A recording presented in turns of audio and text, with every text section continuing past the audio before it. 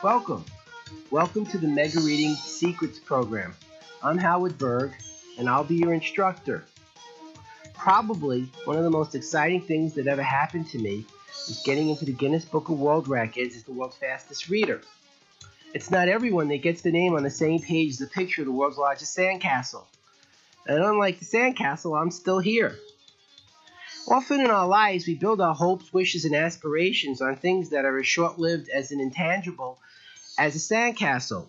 And what I'm really here to teach you today is not simply how to read faster, but how to remember and comprehend, recall, in short, a complete accelerated learning system in which speed reading plays a major role. And before we begin, I'd like to make some suggestions for helping you get the best use out of the Mega Reading Secrets program. First, use a very easy-to-read book. An ideal book would be a book that you've already read on a nonfiction subject that you're highly familiar with. Now, the reason for this is quite simple. We're trying to learn a new skill involving reading, and we want to be certain that as you approach your highest reading speed levels for comprehension, that your comprehension isn't being affected by the complexity of the book. Suppose you're reading a book on quantum physics and don't know any quantum physics. You might not be reading very quickly because the subject is confusing you, not because the skill doesn't enable you to read faster. So a subject on which you're highly familiar, a book that you've already read, is an ideal selection. So before you begin, make sure you get this book, bring it to your table where you're working, and then turn the tape back on. Terrific. Now that you have the book, I'd like to suggest that you view the videotape. The videotape contains information on how to use your hand to increase your speed mechanically. These skills are very important later in the program, and by learning them now, it'll give you an opportunity to practice them before we get to them on the tape. After viewing the videotape, come back to this tape and we'll continue with our program. Welcome back. Now that you've learned how to use your hand to speed up the rate at which you view a book, let me begin by introducing the Mega Reading Secrets program to you. What we'll be learning in the Mega Secrets Reading program is first how the mind decodes text, or how it's possible for you to read at all. If you look around you in the world, there aren't too many organisms reading books. Birds don't exactly use maps to go from point A to point B. It's human beings that seem to have a monopoly on this skill called reading. And by understanding the psychological process of the human psyche that permits us to read, we'll be able to take these unconscious skills and use them more consciously. As a result, you'll be reading faster and have better comprehension at the same time. Once we've completed the mechanics of learning how the mind decodes text, we'll move on to using those hand movements that you've already learned from the videotape, and we'll review them on the audio tape and then integrate both techniques, the physical technique of moving quickly through a book with the psychological techniques for understanding what you're looking at. And that'll help you to develop a comprehension of what you read. Now, something interesting is going to happen. When you first begin speeding up, you won't be able to comprehend anything you're reading. This is actually a good thing. As I mentioned on the videotape, we're deliberately trying to create a situation where temporarily the mind is confused. And by releasing that confusion, we jump ahead in our comprehension. This, as I mentioned, is similar to how a ball player using extra bats before they go to the plate tricks their muscles into swinging a single bat much harder and hitting the ball as a result much further. Now, once these skills have been integrated, you'll have some comprehension, but not the comprehension you really need. We're going to take a break at that point, about 15 minutes, and then come back and really learn how to read. So in other words, the first half of the program is dedicated to breaking the slow reading habits. And once we've done that, then we focus on learning to comprehend and do other skills that are essential for using the information that's being read at higher rates. We'll learn how to read for pleasure, like novels, for example. Self-study, like how-to books or self-help books. Learning new skills for personal growth. Learning how to study. And finally, learning how to master technical information that requires a tremendous amount of detail to be learned quickly and retained over a long period of time. The next set of skills we'll learn are studying skills, learning what to look for. How often does this happen to you? You walk into an exam, and all of the questions that you studied for or expected aren't asked, but everything that you skimmed lightly and considered insignificant is heavily represented on the exam, or worse, at a business meeting. You feel very, very concerned and anxious because you're not prepared even though you put a lot of effort in. We're going to learn how to filter or find the precise information that other people expect you to learn. It's a lot simpler when you read a book for your own purpose. You know exactly what it is you want to know. But when someone else is involved, like a client or a teacher, it becomes a little more challenging. Well, mega reading secrets will prepare you for this situation. And as a result, as you read at higher speeds, you know precisely what you're trying to find before you even begin looking. The next set of skills is how to remember and recall the details of the information you're finding at higher speeds, or more simply, how to develop a super memory. The last set of skills are the skills that enable you to focus your mind and keep your attention riveted on the text. It's very important when reading at high speeds that the brain and mind don't wander. My top speed's between 80 and 90 pages a minute, or about a page and a half a second.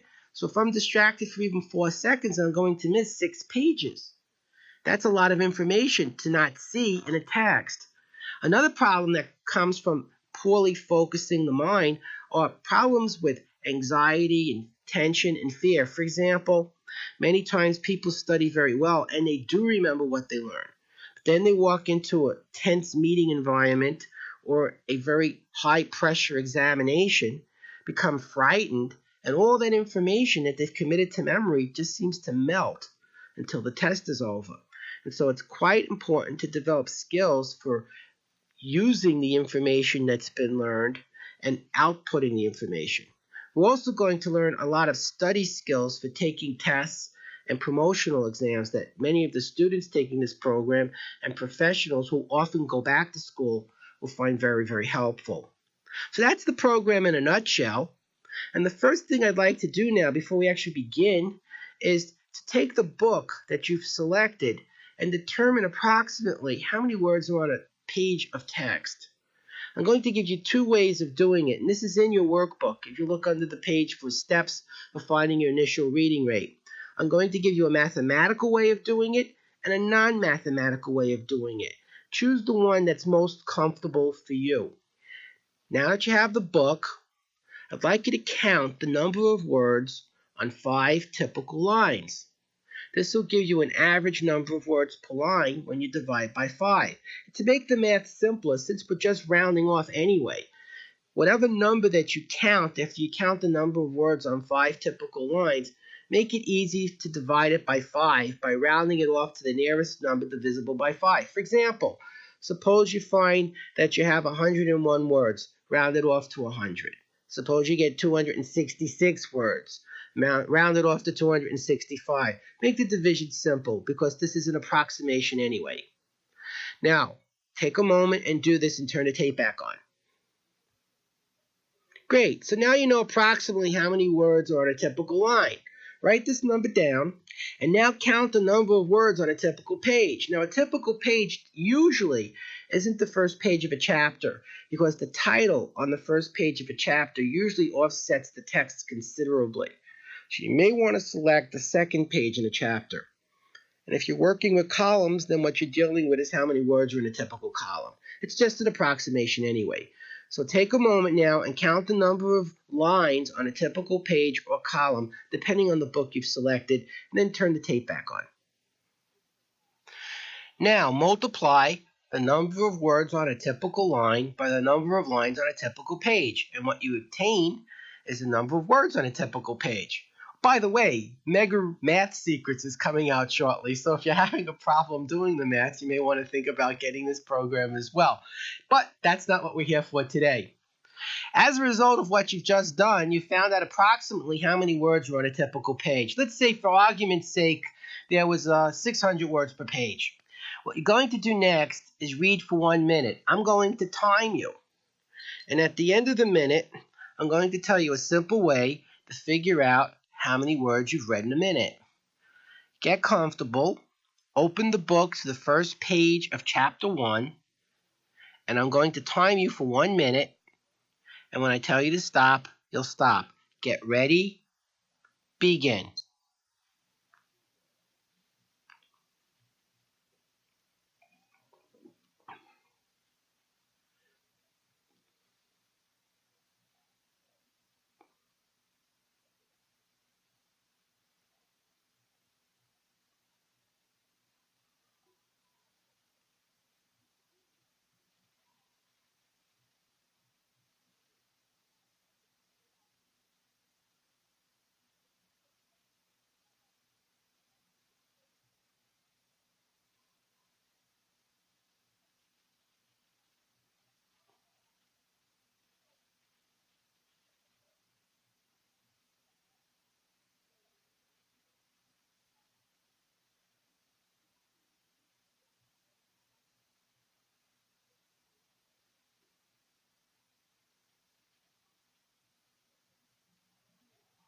Stop. Now look at how many pages or quarter pages you read. Let's say that the typical page had 400 words. You read a quarter of a page, so you read 100 words. You read a half a page, you read 200 words. You read 3/4 of a page, you read 300 words. You read a whole page, you read 400 words. And you could use a calculator to do this as well. It's not a problem. Just take the percentage of how many words are on a page and whether you read 25, 50, 75, or 100% of a page, or some fraction of whole pages and quarter pages. And this will give you a rough estimate of how many words you just read in a single minute. Now, for those of you who hate math, and I know some of you are out there saying, I don't want to do this, fine, don't. Just look at how far you just read. Did you read a half a page, 3/4 of a page, or a whole page? Later, we're going to test ourselves again on these same pages. And you're going to at least double to probably quintuple the rate at which you read. And whether you do this by measuring the number of words you read in a minute, or you see you read twice as far as you did before, you'll know that you've improved significantly. And it's not important to me which method you select. I'm more concerned that you're happy with the method that you choose for measuring your improvement rate. Now, I mentioned on the audio tape the importance for using your hands, and you can see that this is mentioned again in the workbook. The hands will help us to keep the eye moving more as a camera and help us to overcome some of the problems that often occur in reading that slow us down. Now, before we go on to hand motions again, let's learn how the mind decodes text. When we were first taught to read as children, we were taught to read words as letters, and that's the problem. When you're very, very young, you hear words like D-O-G as D-O-G and not dog. Oh, by the way, I know I sound French-Canadian, but actually, I was born in Brooklyn. It's a place internationally renowned for people with good diction and keen intellects, and I was no exception. But right now, I'm living in Texas, so if you'd like to hear how a Texan born in Brooklyn speaks French, I'll give you a little demonstration. Bonjour, comment allez-vous, you all? At any rate, returning to speed reading, I thought some of you might be wondering where that accent came from. Turning to speed reading, we were taught to read words as letters. And the interesting thing is, reading is the only visual activity in which the eye is being used to hear instead of see. And that's why we read so slowly, although we see and think so quickly. Think about this. You go outside to cross the street. You have to determine the speeds of the cars around you, the objects on the ground, and all of this information is literally life and death. And yet, there's no problem. You're probably listening to a radio, talking to your friend while doing all of these things. Or take a moment and look at a piece of wood, at the grain in the wood. See all of the detail that's in that grain that you see instantly with your eyes? Imagine trying to write a report in which you describe the details of the grain in the wood with such precision that someone reading the report could clearly see and visualize every detail that you saw in an instant. No matter how much time that you had, it would be an impossible task. Now, when we read, what we're doing is digitalizing the page, or more simply, instead of seeing the whole page like a painting, we see it one word at a time. Think about this. When you go to the movies and there's a little dirt on the screen, it's mildly distracting, but you see the picture. When you're looking at a television and there's a little dirt on the screen, you see the whole TV screen, even though it's a little distracting. But when you read a book, you don't see all the words on the page. You see one word at a time as if someone was speaking in your head. But something wonderful has already happened that's changed the way you read as a child. Again, as children, you read letters, so you saw D, O, and G. But as adults, we see whole words. Letters become invisible. In fact, groupings of words often become invisible. Words like hot dog or ice cream are 2 words, or United States of America are 4 words. But instead of seeing 2 words or 4 words, the brain sees one meaning. And that's the secret of speed reading. We're going to learn to see larger chunks of text. Just as you stopped seeing letters and started seeing word groupings, the size of that grouping could easily be expanded. The larger the chunk at which you look, the faster you read. And since you already know how to look and see with your incredible brain and eye coordination, it's just a question of developing a technique for doing this consistently and more efficiently. That's why mega reading only takes a few hours to learn instead of weeks and months, because other programs are mechanical and building an artificial approach to speed reading, whereas mega reading is teaching you a natural way to extend the brain's powerful sense of vision in just a short amount of time. We're not only going to be learning to read faster, but also to read smarter. That means understanding the different levels of meaning in text. The first level of meaning is literal information. And literal information is anything specifically stated in a book. If it's in print, it's literal. Often the literal information is what you have to memorize. For example, you might have to memorize a periodical table. But what's important in determining what you learn is your purpose. Always read with a purpose. Sometimes your purpose will be to determine if there is a purpose. How often has it happened that you've read a book for a purpose and found the book provided no information or not enough information to justify the time you spent reading it? So a very high-speed read might just be done to see if the book is worthy of further use or requires you to apply the memory techniques for retaining. Now, literal information is anything that's stated, even if it isn't true. People sometimes lie when they talk, and they can write down these same lies. Or more simply, you buy a magazine. There's 6 advertisements for the best-selling car in the world, but there's 6 different cars.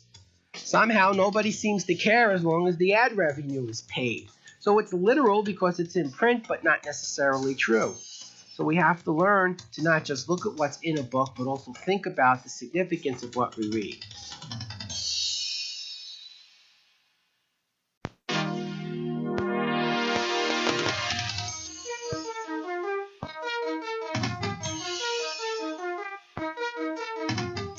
Now, you wouldn't necessarily memorize the yellow pages unless you're Rain Man, and of course then you're not much fun at parties.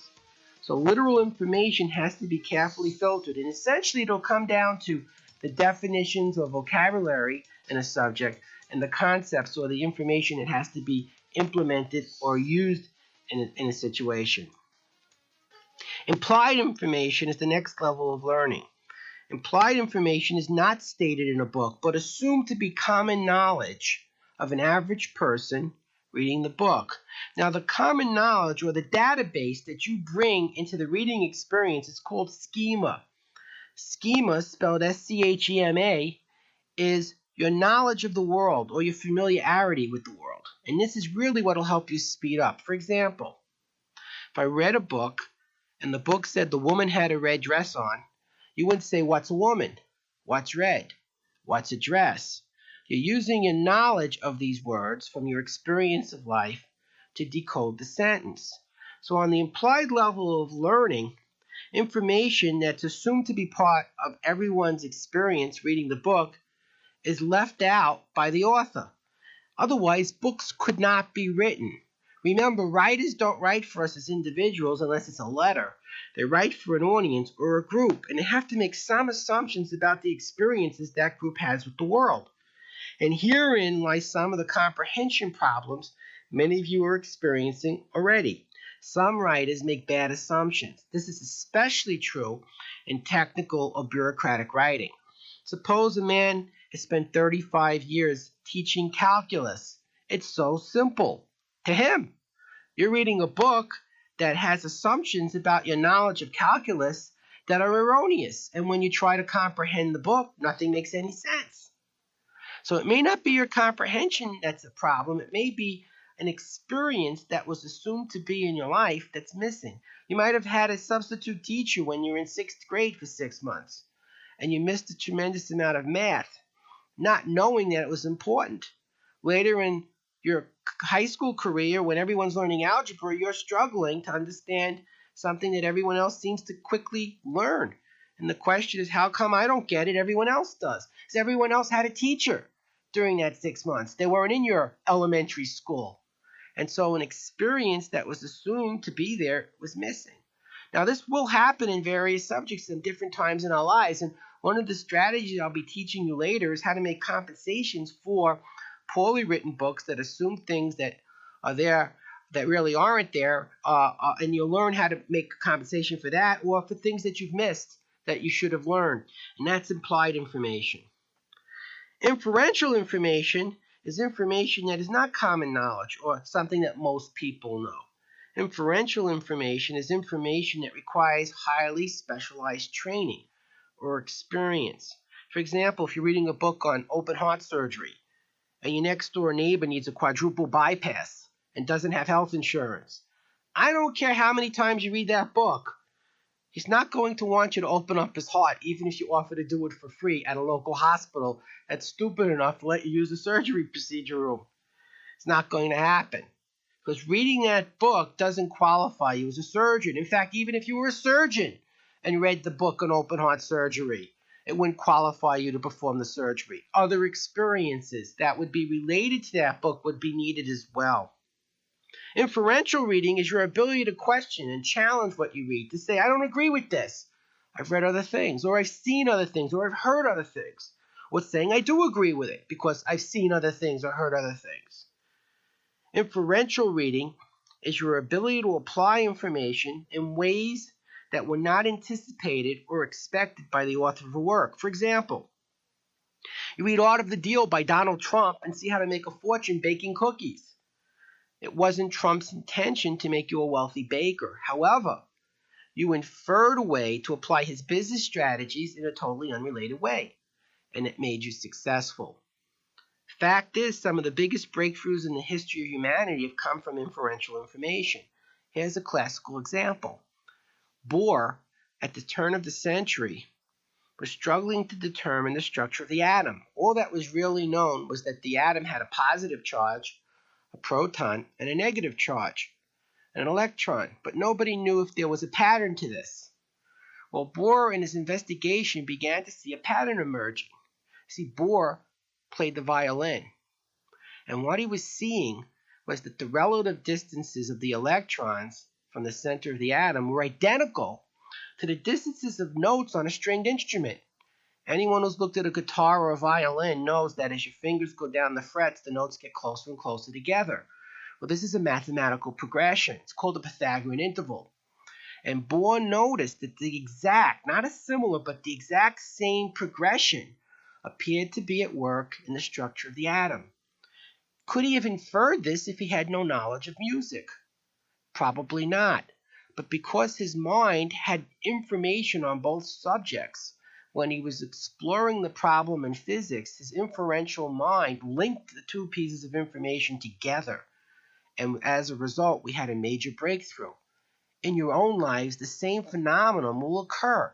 As you build up more and more information by reading more and more things, the problems that you seek to solve will have more solutions or possibilities. And your mind will search for this information, link it, and solve it more effectively. Why don't we take a moment and do a little experiment to further understand the concept of schema and the three levels of textual meaning? And let's pretend for a moment that you're 4 years old, and some of you might be, but probably most of you aren't, and that you're going to school and learning about American history. We're going to talk about how in 1492, Christopher Columbus crossed the Atlantic Ocean and discovered the New World, or made the European community aware of the existence of the New World. And I say that with a little bit of a tongue-in-cheek. I was lecturing in Toronto several years ago to about 200 Native Americans, and when I mentioned how Columbus discovered the New World, they said, no, he didn't, and we're really not all that happy he found us. I said, well, that's a pretty good point that you're making. So from that point on, I said he made the Europeans aware of the existence of North America. Now let's do a literal question. Name the man who in 1492 crossed the Atlantic Ocean and made the European community aware of the existence of North America. And the answer is, right, Columbus. Well, how did you know that? I told it to you. It's literal. I gave it to you. Well, how did he get there? He took a boat, correct. But I didn't mention he took a boat. Now, you don't have to be a rocket scientist.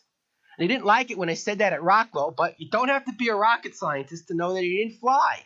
A 4-year-old might have actually said, well, why not? My father flew to Europe. I went with him. That's how you go to Europe. But you know that in 1492, there were no planes. Have you ever seen a textbook, even one written for a very young child, that said there were no planes in 1492? Of course not. If they had to state that, they couldn't write books. Where do you draw the line? So it's implied information, common knowledge. Why didn't he swim? Too far. Why didn't he walk? Well, historically, not that many people have walked on water. It was impressive, but it wasn't the Atlantic Ocean, and it wasn't Christopher Columbus, and we're running out of possibilities. And so an average person in our culture would make the assumption that hundreds of years ago, crossing a large body of water required taking a boat, and that's implied information. It doesn't require specialized knowledge to answer the question. What about an inferential question? Why did Columbus make his trip? What 4-year-old, using the knowledge that I gave you earlier, which is quite limited, would have given the following answer? Well, in 1492, Western Europe had become highly dependent upon China for spices to keep meats from going rancid in the warmer months. And the Turks were attacking the caravans to China, and pirates were attacking the shipping routes to China, and there was a desperate need to find a new route to the Far East to get these spices. And there was a hypothesis the Earth might be round, and by traveling west, one would safely reach the Far East. At 4 years old, do you think that would spontaneously pop into your head? Probably not. Now you see the distinction between inferential and implied information. Inferential information requires you to know in high detail what's going on, even if it's not in a book. Implied information means using common knowledge an average person has to know the answer. The difference between knowing a boat was needed across the ocean hundreds of years ago and knowing the geopolitical history of Western Europe is the distinction between implied and inferential information. What we'll do now is visualize something. In my home study course, I can't put up an overhead projector, but I'd like you to picture something that I do in my live workshops. Imagine you're sitting in front of a video screen and there's a blank screen because the transparency is being covered over by a sheet of paper. And I'm going to tell you that this painting that you're looking at is the most famous painting in the world. And I want you to raise your hand when you can identify it. And as I slowly move the sheet of paper down, you begin to see the top of the head, the forehead, and then the eyes of the Mona Lisa. And as you can imagine, every student in the live workshop has their hand up, even in an elementary school, when the eyes of the Mona Lisa were revealed because they're so familiar. And I point out to them, as I'm pointing out to you, that 95% of that famous painting is still covered up. And yet everyone has 100% recognition of what they're looking at. That's how speed reading works. What's happened is a small chunk of a very familiar object has been identified because the information is in your database or part of your schema. And by using this highly familiar chunk of information that's related to a larger chunk of familiar information, we've triggered a full realization or understanding of the larger chunk, or the whole Mona Lisa was recognized from seeing just a small little piece. When you read in a book, about 40 to 60% of a typical page consists of prepositions and conjunctions and adjectives and adverbs. Yet you don't read books and say, wow, what a great book. That guy really knows how to use words like but and and. Did you see how well they were used on the last page? It's absurd. You're not looking at that. You're learning if it's a text, or you're being entertained if it's something you're reading for pleasure. And in the same way as the brain was able to find chunks of information in that painting and know the whole painting, you'll be able to find chunks of information in a text and know everything you're looking at from the chunk, rather than from the individual words that are part of the chunk. And it's very easy to do. Before we do that, I'd like to show you precisely how schema affects comprehension of text. I'm going to read to you a page that has no schema. And watch how difficult it is to comprehend this page, even though the information should be easy because the words are simple. You can look into the textbooks, and the chapter exercise number 1, overheads described on the tapes, you see schematic exercise 1 from tape 1. I'm going to read this now with you, and watch how hard it is to comprehend. This is an easy thing to do. If possible, you will do it at home. But you could always go somewhere else if it's necessary. Beware of overdoing it. This is a major mistake and may cost you quite a bit of money. It's far better to do too little than attempt to do too much. Make sure everything is properly placed. Now you're ready to proceed. The next step is to put things into another convenient arrangement. Once done, you'll probably have to start again real soon. Most likely, you'll be doing this for the rest of your life. What am I talking about? Would you put your life on the line? Are you that certain? Probably not. In fact, most of you are scratching your head and saying, that didn't make much sense, and there was a real good reason. Because the clues that your brain normally uses for understanding text have been deliberately omitted from that piece of text. Now I'm going to put a title on it that has schema or familiarity, and watch the clarity you instantly get with that simple change. Here's the title. Laundry. Laundry, this is an easy thing to do. If possible, you would do it at home, but you could always go somewhere else if it's necessary. Beware of overdoing it. This is a major mistake. It may cost you quite a bit of money. It's far better to do too little than attempt to do too much. Make sure everything is properly placed. Now you're ready to proceed. The next step is to put things into another convenient arrangement. Once done, you'll probably have to start again real soon. Most likely, you'll be doing this for the rest of your life. Did you see the clarity of the images your brain just created with just a single word change? That's how everything is read. Now, what was missing in this particular passage were the specific verbs and nouns, which are the heart and soul of schema. They reveal to us the who, what, where, when, why, and how of text. Let's look back and see how a few simple word changes would have made this very easy to read. Instead of, this is an easy thing to do, laundry is an easy thing to do. You will have to do it at home, but if it's said instead, you could always go to a laundromat. Beware of overdoing it. All of a sudden, we know exactly what we're talking about. Had we used these different terms, the specific verbs and nouns, instead of the general or vague ones, it would have been more meaningful. In fact, with Super Writing Secrets, that's one of my points, how to pick the most specific verbs and nouns to make your writing more meaningful to others. Now, sometimes we pick words that are too specific. For example, if I said the Agellius phoenicius, you say, what? What's the Agellius phoenicius? If I said the Agellius phoenicius sat on a perch, flew down, grabbed a worm, and fed it to its hungry brood waiting in the nest, you'd say it's a bird.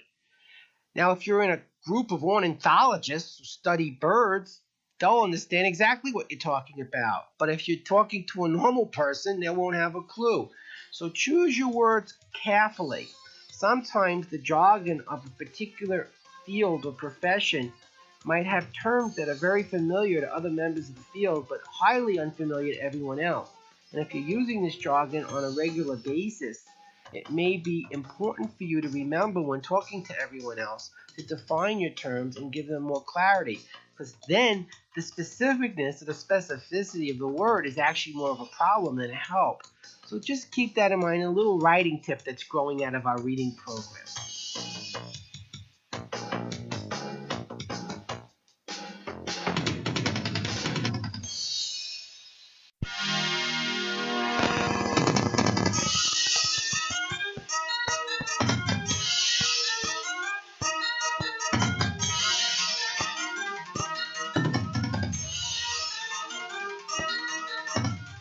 Next, I have a really interesting piece of writing that's also in the workbook, right under the exercise you just looked at. This is a story. It has no sentences. It has no paragraphs. It has no grammar. So you might say, well, then where's the story? What it has is schema and an abundance of it. And what it represents is how schema alone can make text meaningful, even if every principle of writing is ignored or violated. We're going to read this together. And before we do, I'd like you to think about this. One of our goals when reading in books, particularly lengthy and technical books, is to shorten the information in the book down to a short, easy to picture and remember, schematically rich group of phrases similar to the ones printed in the book for this story. Now, as I begin reading this to you, let's see if we could piece the story together. Let's begin reading it together in the workbook. On August 1st, 1902, a medical center gets a check for $500 from Bob Clark. On August 2nd, 1902, Abe's Baby Furniture gets a $280 check from Bob Clark. On September 2nd, 1902, Dr. Peterson gets a $300 check from Bob Clark Sr. On December 12th, 1902, Celia's Toy Store, 9185, Bob Clark Sr. On August 30th, 1909, St. John's Boys Prep, $3,000 check from Bob Clark Sr. August 30th, 1914, Allen's Military Academy, $3,500, Bob Clark Sr. September 1st, 1920, Fred's Cadillac, $4,200, Bob Clark Sr. 9/8/1920, Sam's Body Shop, $400, Bob Clark Sr. First, what are we reading? What does this remind you of? Think for a moment. Does it look like a checkbook receipt stub, perhaps? Because that's what it is. It's a ledger of checkbooks. And what do these checks appear to be written for? Perhaps the birth of a baby boy? And what do you think the baby boy's name might be? Could it be Bob Clark Jr.? Now, the first time I read this, I didn't pick that up, and that's because schema is very sensitive to culture. I was brought up in a very Jewish part of Brooklyn, and in that culture, it's not common to name a child after a living parent. It's traditional to name a child after someone who's passed away. So I thought Bob Clark was the father, and Bob Clark Sr. was the grandpa. And Bob Clark Sr., the grandpa, was paying the bills for the grandson, which is very common in the culture I was brought up in. But most people would probably have guessed that what happened was that Bob Clark had a son, named him Bob Clark Jr., and changed his name to Bob Clark Sr. I bring this to your attention because later in the program, we're going to learn some techniques for using the schema in a text that's affected by culture more effectively, because more and more books are being read and published in different languages from various cultures. It's essential for an intelligent reader to understand the context in which that information was intended to be learned and understood. We may not always agree with what everyone else thinks and says, but we should understand where that information is being derived from and what its true intended purpose is. Let's return to our exercise and think about what do we know about Bob Clark Sr. Is he rich? Is he poor? Is he middle class? Oh, I can hear a lot of you saying he must be pretty rich. But what if I looked at Celia's Toy Store and said he only spent $91.85 on what looks to be a Christmas present, December 12th, 1902? Many of you would say, that's not a little bit of money. Well, I would say, well, today you can't even get a a gift wrapping for a toy. The sales tax is $91.85 on an inexpensive toy. What would you say? You say, well, it was 1902, and that was a lot of money back in 1902. That's inferential. You'd have to know that. What if you didn't? Here's how we could do this on the implied level. Implied information is information that you could use right out of the book. Can we look at any of the other prices for any of the other items in this checkbook and get a relative sense of the value of that toy? Well, a medical center, $500. How many doctors and medical centers do you know that have babies being born for $300 and $500? Not many. However, I was in Canada recently. I happened to notice that nobody picked the medical center. And that's because in their culture, they don't pay for medical coverage. And they thought $500 was a huge amount to pay to go to a hospital. I said, well, that's about what it costs in America to take a cab when you're pregnant in Manhattan. And I said, the doctor's fee of $300 is your first visit to see if you're even pregnant. And they were flabbergasted. But something interesting happened there that I think you should know about. I was in Calgary, and they have to close one of the 4 hospitals down each season. They can only afford to keep 3 hospitals going at once. Toronto was closing down 10 hospitals. The medical program that they were talking about implementing in the United States was not working in Canada. They were going broke. Now, here's what I want you to think about when you're reading, and you know some information about a subject is important, but missing from the book or text in which you're reading, there are 2 things you want to do. First of all, get concerned. Secondly, look at the publication date. It's quite possible that in many cases, the information that you've learned is relatively recent and wasn't available at the time of publication. This is especially true in books. Magazines should be sensitive to anywhere from 6 months to 12 months in terms of timing. But newspapers should be sensitive to within a day or so. Now, if you're reading about a medical program and you know that there's a tremendous problem with the same program in Canada, you have to ask yourself, is that because nobody knows this, or is it because nobody wants me to know it? And I just use this as an example because whenever you're reading about any subject and information that you know is relevant to that subject is missing, get concerned. Start asking questions. See if it's because someone is trying to influence your thinking and decisions by omitting critical information, because it's quite probable there are more things you don't even know about that are missing as well. So become suspicious of text when critical clues that you know are important are missing. But again, check the timeliness of the information and the publication date of the information that you're reading. Getting back to our story. What do we know about Bob Clark Sr. as a father? Is he a good father or is he a bad father? How many of you think he's a good father? What makes him good? Maybe because he sends his kid to private school. Some people like the fact he bought his son a Cadillac. That's a personal choice. There really isn't a right answer here. What makes him a bad father? Some people think because he sent his son to private school. He sent him away from home. Actually, I just asked you a trick question. It's an inferential question. I'll pretend I'm a lawyer, first for the father and then the mother in a custody battle. And the evidence is these prices and information in the book. First, the father's case. He's a wonderful father. He took his son to the best doctor and best hospital money could buy. He took him to get the best furniture at Abe's Baby Furniture. Lavished him with presents, sent him to the best schools for discipline and breeding. And then what looks to be his 18th birthday, notice September 1st, 1920, is 30 days after the medical center. Bought him a Cadillac. And then just 7 days later, after the kid wrecked it, he fixed the Cadillac. He's a really loving, caring man. He should get custody. I rest my case. Now the mother's lawyer. He's a bum. He spent a lot of money because he's wealthy and had to look good in the eyes of his family and community. He bought his son one Christmas present in 18 years and then sent him away from home because he didn't want to have to bother bringing the kid up. He was too lazy. He didn't buy his son a Cadillac. He didn't even know it was his son's birthday. He's so selfish, he bought himself a Cadillac on his son's 18th birthday and drove away. Didn't even see the kid. Which lawyer told the truth? Neither. They're lawyers. It's not their job to tell the truth. I have a lot of lawyers who take my program, and I know they're chuckling right now, or they're saying, what's this guy trying to pull here?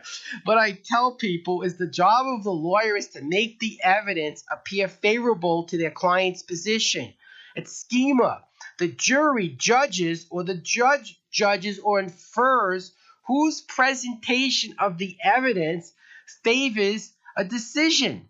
And so it's an inferential decision. They put things in context. And then we hope that people, given an opportunity to discuss the evidence amongst themselves, will determine whose interpretation is the most plausible. We have an inferential legal system. And so we really don't know if Bob Clark Sr. is a good or bad father. We infer it from the evidence. Now here's something inferential that's often missed: Sam's Body Shop. How many of you thought the kid totaled the car, that Bob Clark Jr. totaled the car?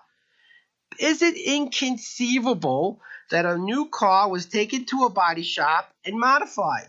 Perhaps a new set of Hot Wheels were put on it, or a moonroof. Today, it's not uncommon to put in a radio or a telephone, although in 1920, it's doubtful that that was the improvement. The point I'm making is we tend to jump to conclusions when we read. It's important not only to look at the logic, but the alternative and other plausible meanings in text. Or we can be unduly influenced by people with good writing skills to believe, to buy, and to do things that aren't always in our best interests. So part of mega reading secrets is think when you're reading. Analyze, question, challenge. Don't simply look at information, because as you read faster, it becomes even more important that your mind not blindly accept the information that's in the text. This completes the first phase of our program, understanding how the mind decodes text using schema. Now, before we go to the mechanical section of the program, I'd like to jump ahead a bit. Turn to the page in your workbook for speed increasing technique. This is a technique that we're going to do in about half hour to 45 minutes from now that will literally help you to double to quintuple your reading rate very, very quickly. However, it requires you to perform several activities that are impossible for you to do at this point. We're going to learn skills that will enable you to view text at very high rates. Now notice I said view, not read. My main focus at this point is turning your eye more into a camera that can quickly scan the words in a page of text at very high speed, regardless of whether the text is comprehended or not. And we haven't really learned to do this quite effectively yet. You did hopefully at this point view the videotape. And if you haven't, I'd recommend that you do so before continuing. Let's look at this exercise. What you're going to do is read for a minute as fast as you can for comprehension. Of course, this is an exercise we're not ready to do at this point. We're just jumping ahead. And you're going to use those forward hand movements that were taught on the videotape, the ones where you could read at top comprehension rate, one line at a time, forwards only. In the second minute, you double the number of pages that you read. Notice that you don't go back. If you read page 1, then in the second minute, you're going to read 1 and 2.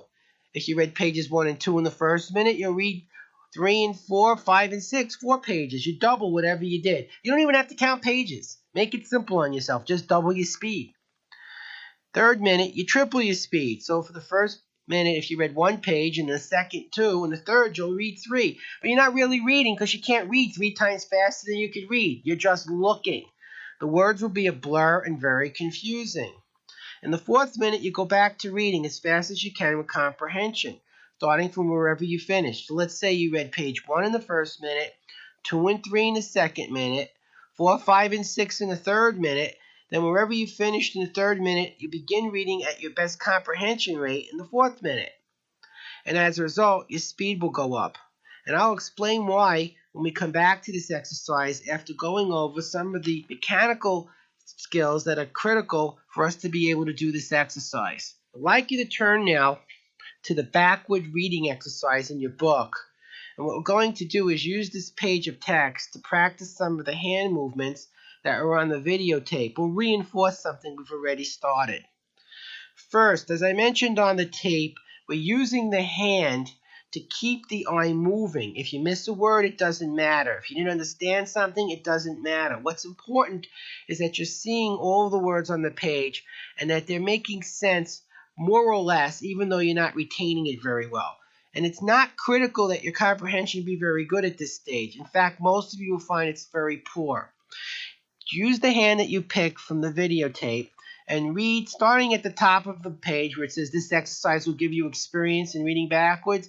Just read one line at a time, going from left to right, using your finger or fingers, it doesn't really matter. Going from left to right, fully across the page. Keep going, that's it. Read as fast as you can for comprehension, meaning you understand most of the words. And even if you don't remember anything or understand every word, it's not important. Let me give you a moment to continue doing this without me speaking.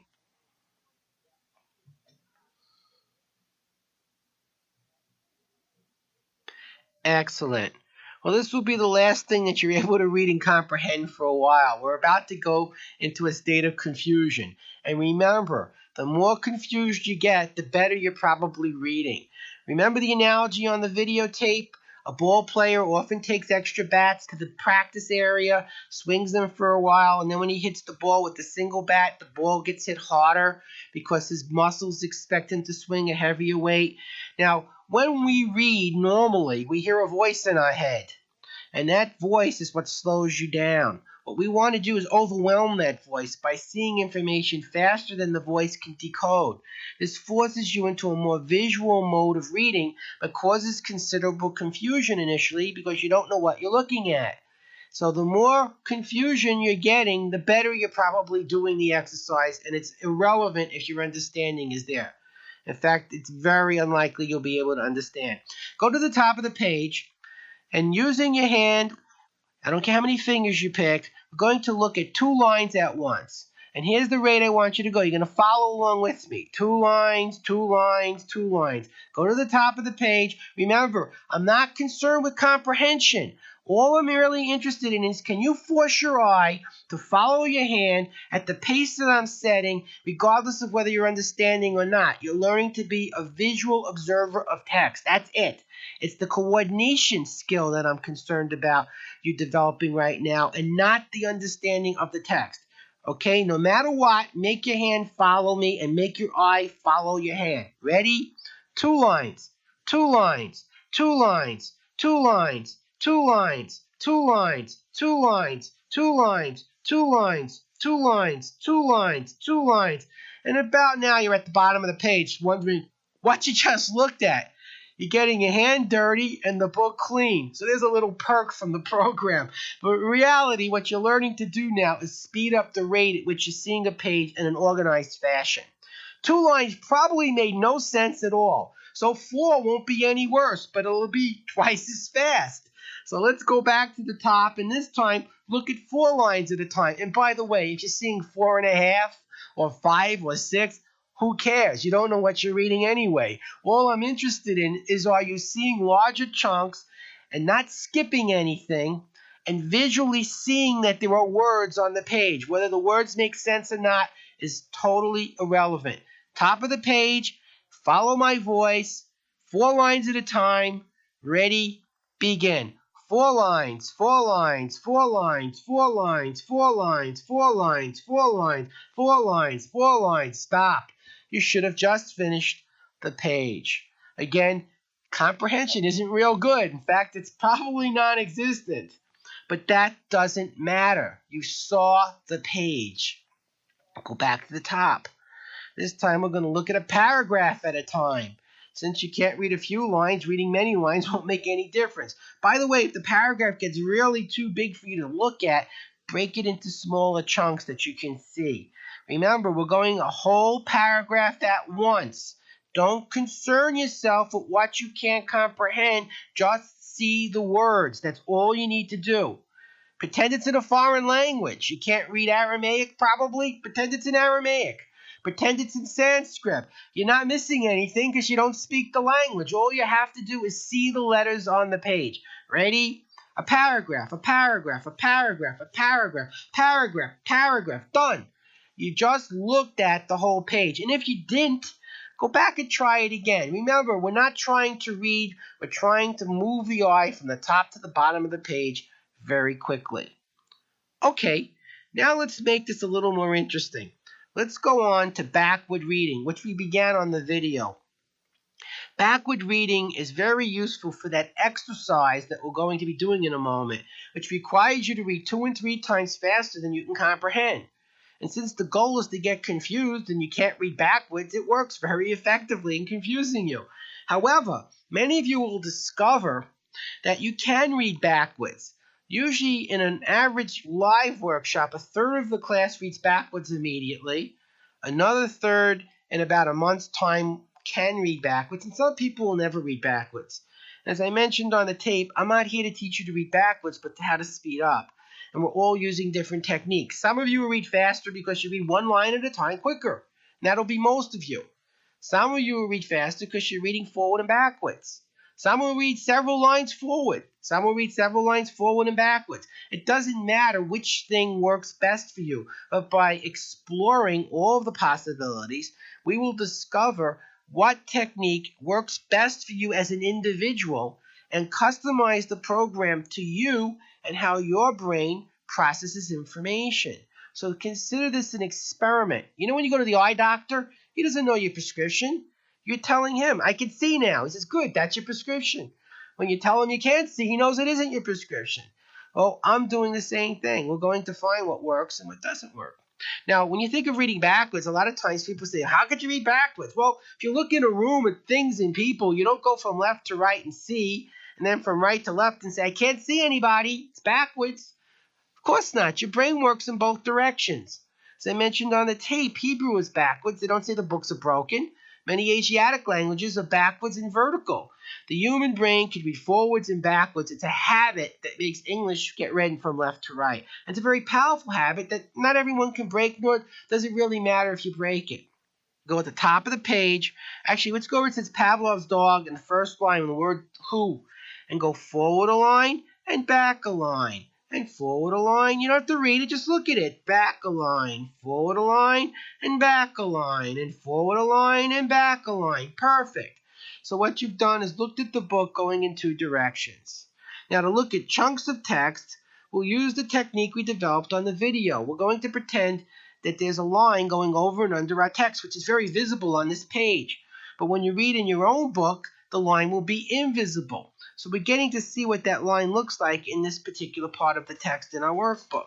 Put your finger on the line and run down the bottom of the page following the track made by the line, just as you did earlier with the videotape. Then turn the page and do the same on the next side. And notice how the lines get very close together at the bottom. Let's do this one more time together. Put your finger on the line, run all the way around, like you're running in a sprinting race, and go all the way down to the bottom of the page. Excellent.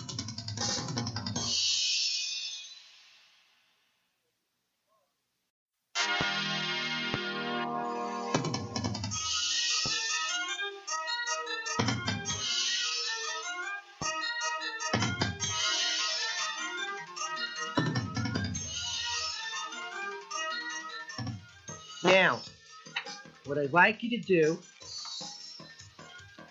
is turn in your book, the book that you selected, the nonfiction book on a familiar subject, and turn to the first page of chapter 1.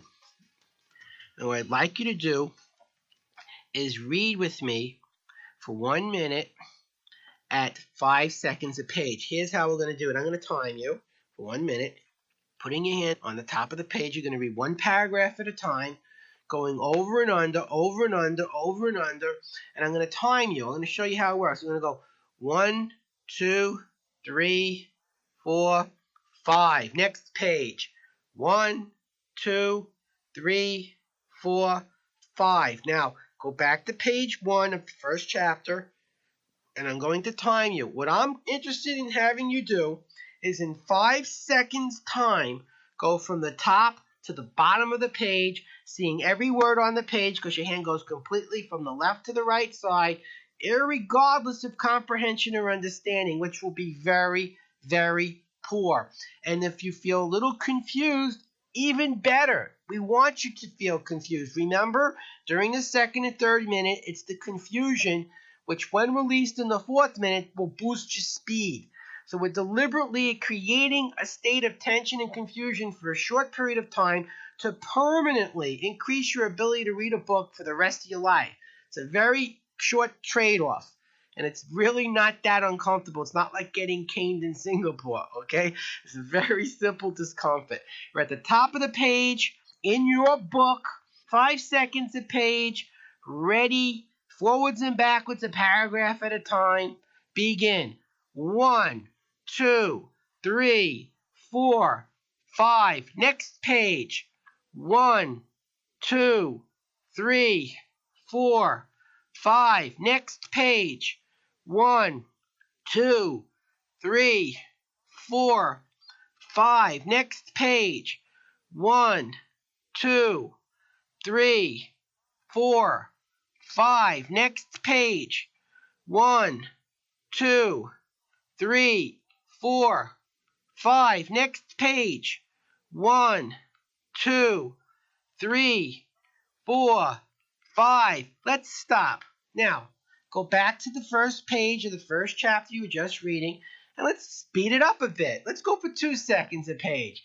You don't know what you're doing anyway. Just go twice as fast as you just did. So you're seeing the entire page in 2 seconds. And we'll make it interesting. We'll read for a whole minute. And when you're done, I'm going to give you a little quiz. And watch how well you're able to answer the questions. Because you've actually started reading at this speed and don't even know it. Because your brain is able to read at this speed even though you're not aware of it. Ready? Go! 1,000, 2,000, next page. 1,000, 2,000, next page. 1,000, 2,000, next page. Keep up. 1,000, 2,000, next page. Push yourself. 1,000, 2,000, next page. 1,000, 2,000, next page. Continue and I'll be silent.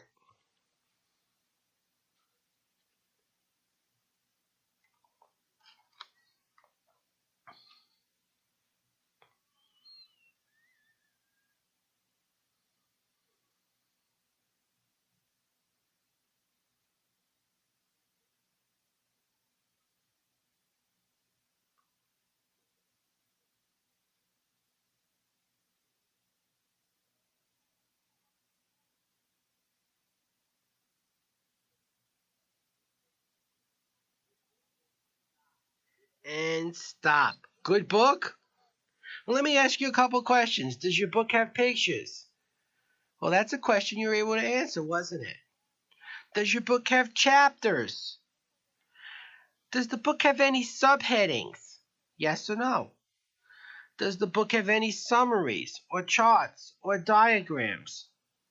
Again, yes or no? You see what's happened at this speed is you begin to learn about your book. No, you don't get all the details and information, but you're learning about your book. You may say, well, what do I care? What am I really learning here? Remember earlier when we were reading the passage about doing laundry? Doesn't it sometimes happen when you're reading a book you really don't understand what you're reading? This could happen to anyone. Well, what if you had continued reading the book at 2 seconds a page and saw pictures of washing machines and dryers and laundromats and detergents? What if there was an appendix at the end of the book that taught you how to do laundry in different temperatures, with different water, for different stains and clothing types? Hasn't it happened in a book that there was an appendix you could have used right at the beginning, but you didn't know it was there till you got to the end? Only at the end you were done and you didn't need it anymore. With Mega Reading Secrets, you're going to read very quickly at 2 seconds a page to skim each book before you actually read it, to find out what features the book has and how to use them to your best advantage. So if there is information in a different section of the text or word is missing, like laundry, you might find that it's someplace else. The writer made a bad assumption about your knowledge of the subject, but didn't necessarily not mention the words that you need anywhere in the book. They just weren't placed at a convenient position. And so you're able to use the charts, the diagrams, the summaries, and the other features of text more efficiently at this speed. But for us, at this point, the real advantage is being able to do the exercise that I mentioned to you a moment before. Let's go to speed increasing technique again, and I'm going to explain it to you in a little more detail as you're about to do it. What you're going to do is read for 1 minute using your hand going forwards only at your comprehension rate so you know what you're reading. Which doesn't mean you're remembering what you read, but you do understand what you're reading. Don't go so fast that the words make no sense to you. If occasionally a word or two doesn't make sense, that's okay. But if most words don't make sense, you're going too quickly. Second minute, just double your speed. Go forwards and backwards. Since you don't know what you're reading anyway, go twice as fast by going backwards. Third minute, triple your speed. Just go quicker, since you don't know what you're reading anyway. Fourth minute, go back to reading at your best comprehension rate. And I won't remind you to stop reading backwards because many people think they can't read backwards, so they don't. But after doing it for 2 minutes, you forget you don't know how, and many people suddenly find they're reading backwards and understanding the text. Others find when they go backwards, they can't understand anything. So if you don't know what you're reading, go back to reading for comprehension. More simply, the first minute and the fourth minute are read for comprehension. The second and the third are for time, not for comprehension. Now here's what's actually happening in your brain. Pretend you're on a running track and it takes a minute to do the first lap. You warmed up. Second minute only takes 45 seconds. You warmed up some more. Third lap only takes 30 seconds. You're completely warmed up now. Now you go for the fourth lap and you're tired. The fourth lap takes you 50 seconds. You've just slowed down how much? That's right, 20 seconds. But actually you sped up from the first lap by 10. It's an illusion that makes you think you're slowing down when actually you're speeding up. Well, the same thing happens when reading a book. Suppose you read 100 words in the first minute and comprehend it. On the second minute, you're going to look at what? 200 words. You won't know what you're looking at, but you'll be looking. Third minute, you look at 300 words. Again, you don't know what you're looking at. Fourth minute, you go back to reading your best speed, and you go all the way from 300 down to, say 110. That's 190 words slower than 300, but that's 10 more than you started with. You feel like you're slowing down, but actually you sped up. Let's do it for 4 more minutes, because you actually do this drill 4 times in a row for 16 minutes. Starting from wherever you finished, you go 110 words a minute now, not 100. Then 220, 330, slow it down, 125. Do it a third time, 125, 250, 375, slow it down, 140. Every time you slow down from the third to the fourth minute, you speed up from the first.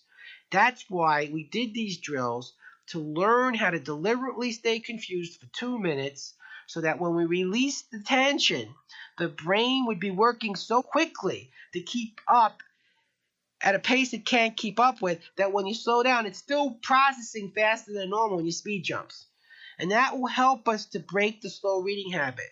Now, many speed reading systems have mechanical techniques in them like this, and that's essentially the whole program. This Mega Reading Secrets isn't like that. We're doing this primarily to break the slow reading habit, and then we're going to integrate this ability to go quicker with our schematic learning techniques that we were looking at earlier to reach phenomenal speeds that you can completely control, so you can slow down and speed up whenever you want to. Okay, now the next 16 minutes are a little bit long. You may want to take a few minutes now to use the restroom or get a cup of coffee or a drink and then come back to the tape. Or if you're adventuresome and you're in a hurry to keep going, you'll just continue. So now's the time to either stop the tape or keep going, and then we have a complete 16-minute block of time that can't be interrupted. Well, if you are coming back to the tape, welcome back. And if you've continued, either way, you're going to get the benefits. Let's sit down with the book that you selected, Chapter 1, Page 1. We're going to read for 16 straight minutes, and I'm going to tell you what you're supposed to be doing. I'll be a little more talkative during the first 4 minutes because you're not really clear yet on what you're doing, and you may need a little help. Once you've done it for 4 minutes, though, I'll get much quieter, and this way I won't be interfering with your concentration when you're reading the book. I'd like you to get comfortable. You're going to read forward, starting on the first page of Chapter 1, at your best comprehension rate, forwards only. Ready, begin.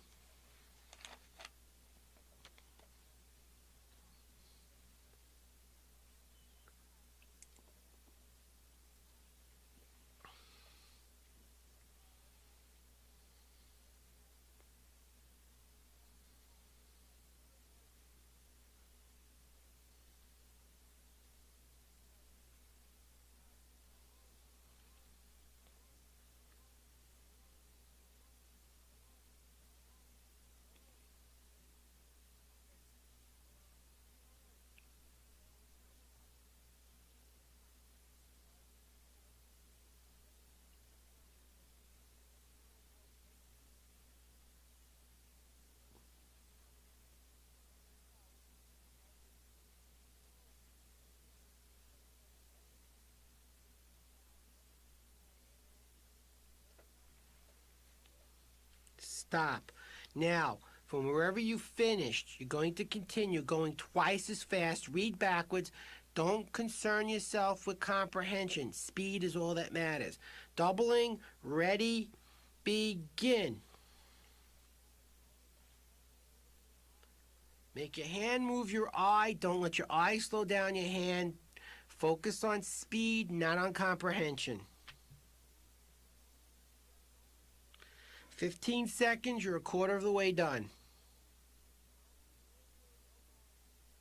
All the way to the margin, back and forth. Don't go down the center, go all the way across. 30 seconds.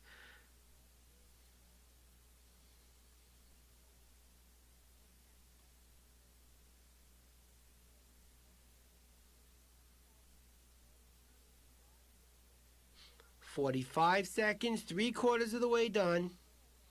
Pushing, make your hand move your eye. 55. Perfect.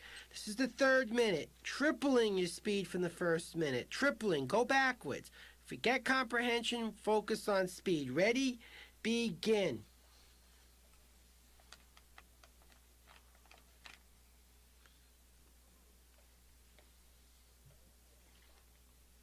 "10 seconds.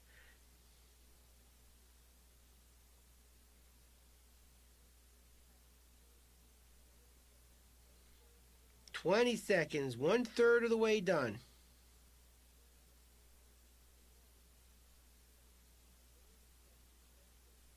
30 seconds, halfway done.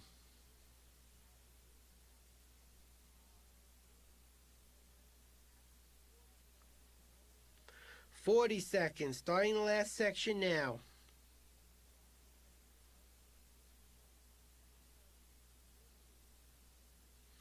50.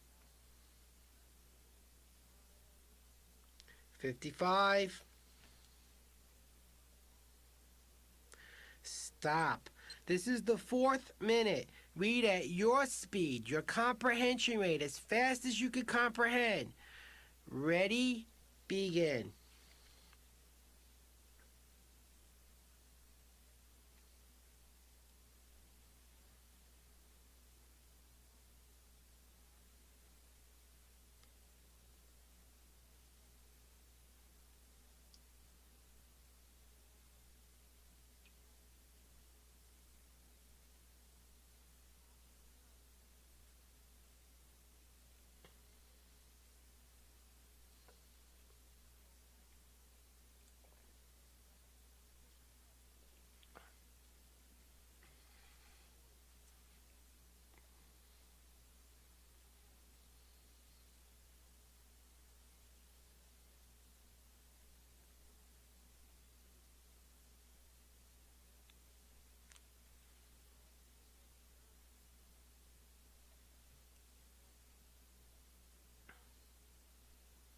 Stop. Did that last minute seem a bit longer to you than the one before? That's very typical, and it's this paradox of time that often results in you speeding up and comprehending as well. Well, let's continue now with the second drill, which will also last 4 minutes. Starting from where you finished in the last drill, this is the first minute, reading for comprehension. And by the way, I'm going to get lots quieter now so you can focus. Reading for comprehension, 1 minute, ready, begin.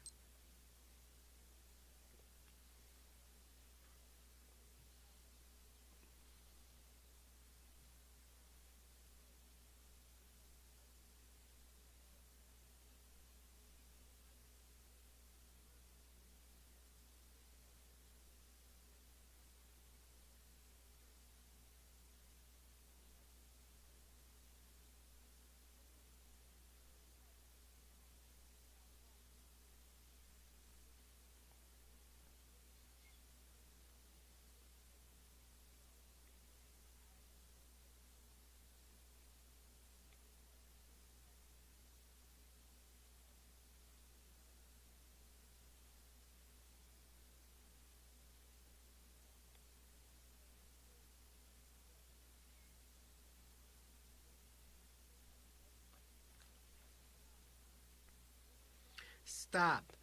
Begin doubling. Ready? Go backwards. Begin.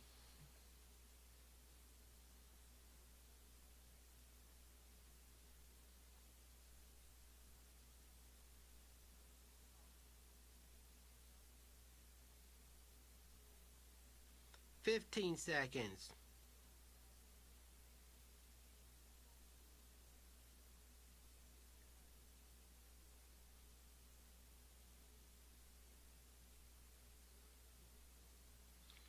"30 seconds.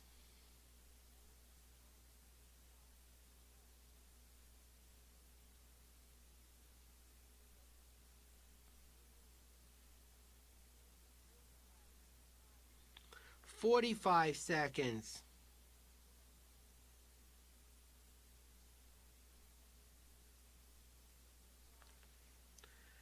"55. Stop. Third minute, tripling your speed. Ready? Begin.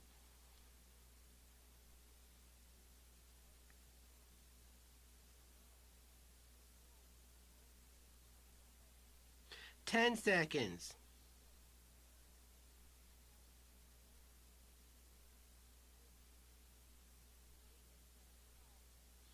"20 seconds.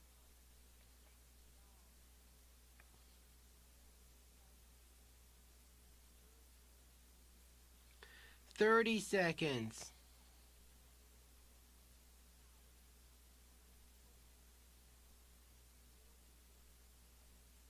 "40 seconds.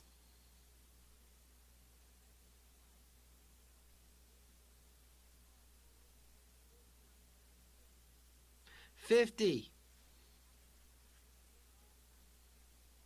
55. Stop. Fourth minute, read at your best comprehension rate. Ready? Begin.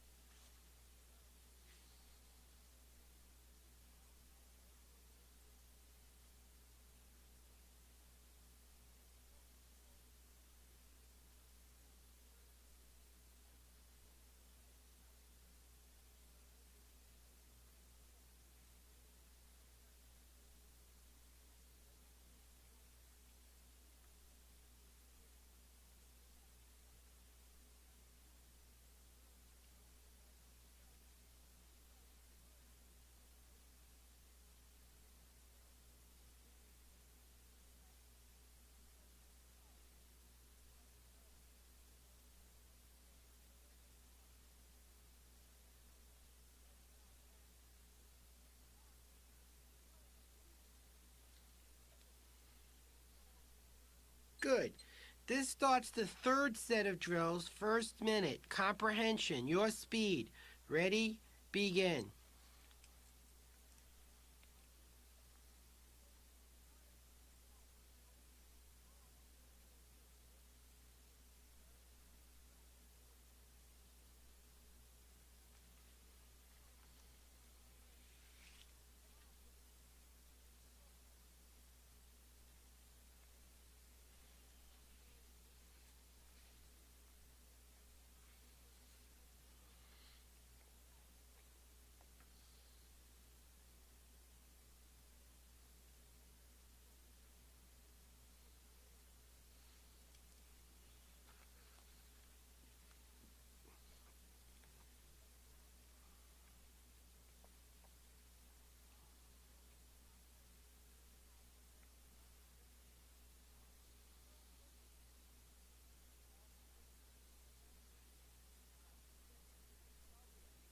Stop. Second minute, doubling, backwards, ready, begin.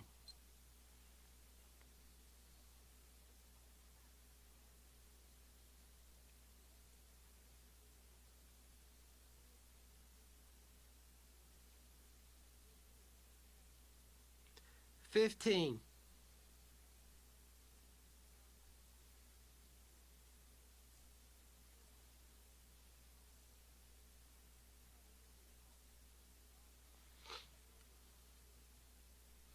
30.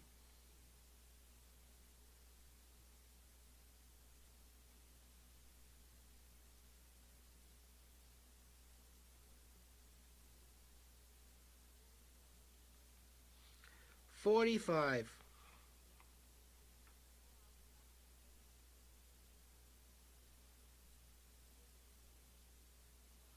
55. Stop. Tripling. Ready. Backwards. Begin.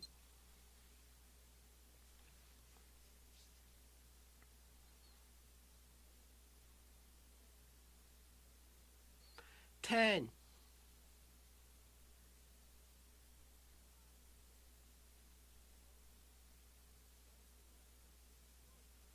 20,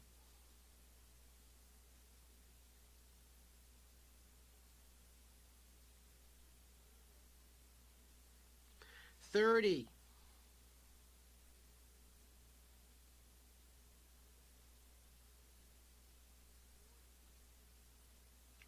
40,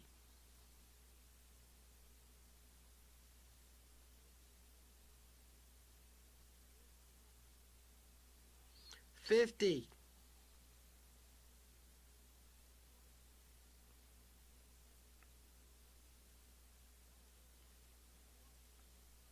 Good. Fourth minute. Comprehension. Your best rate. Ready? Begin.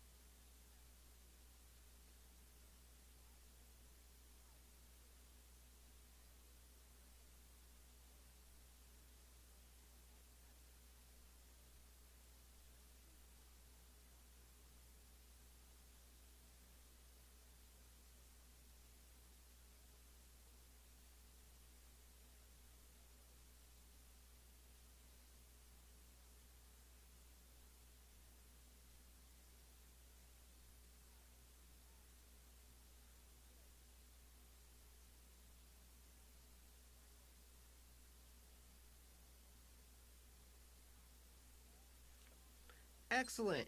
Last 4 minutes. This is the first minute. This is for comprehension. Ready? Begin.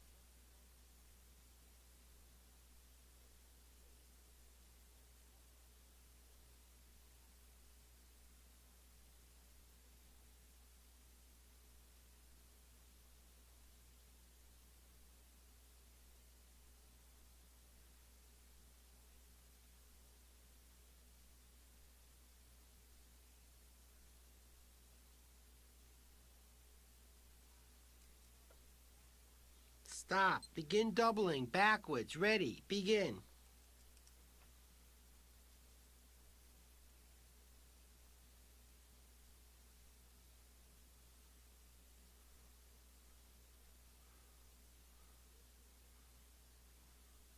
15,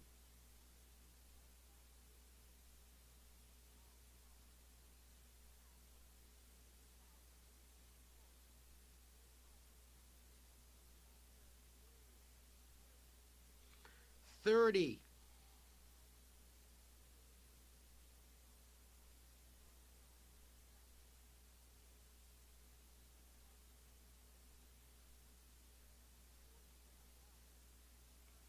45,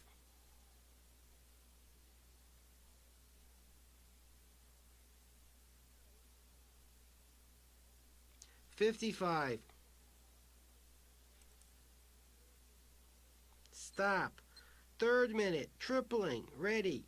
Begin.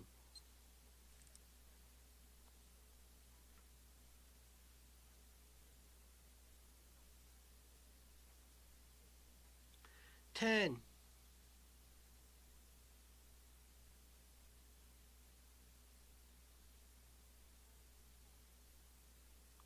20,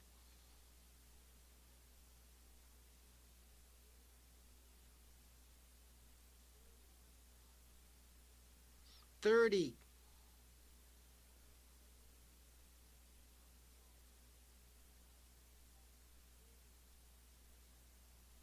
40,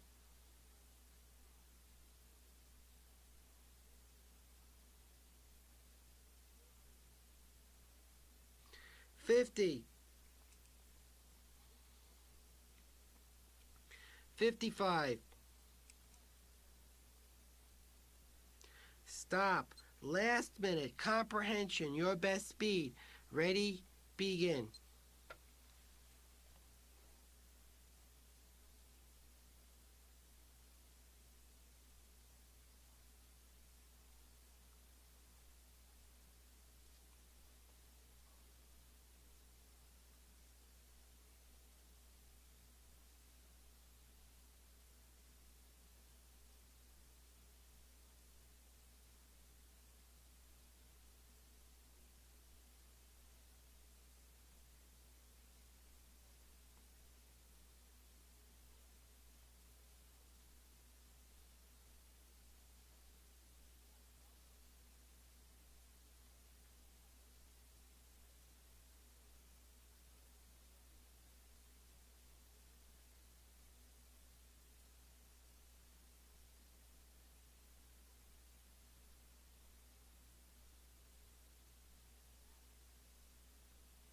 Congratulate yourself. You've just completed the longest drill in the program, and you're well on your way now to getting really super fast and excellent comprehension. Right now, your comprehension at the higher speed is very fuzzy, but before we're done, it's going to be quite excellent.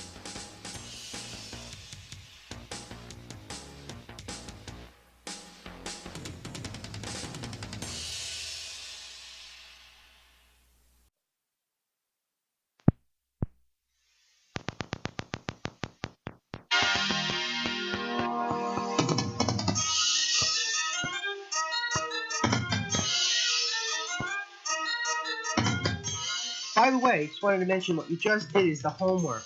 I recommend very, very, very highly that for the next few months you practice this drill using this tape at least once a day to get peak performance. You'll get a much higher speed just listening to this program one time, but I think you're cheating yourself if you don't go on to reach the highest speed. I've got a student in Toronto who's up to 5,000 words a minute. That's twice the speed of Evelyn Woods at her highest speed. That's a very, very high speed. It took him a little over a year. So I urge you not to be satisfied with the initial increase that you're about to get.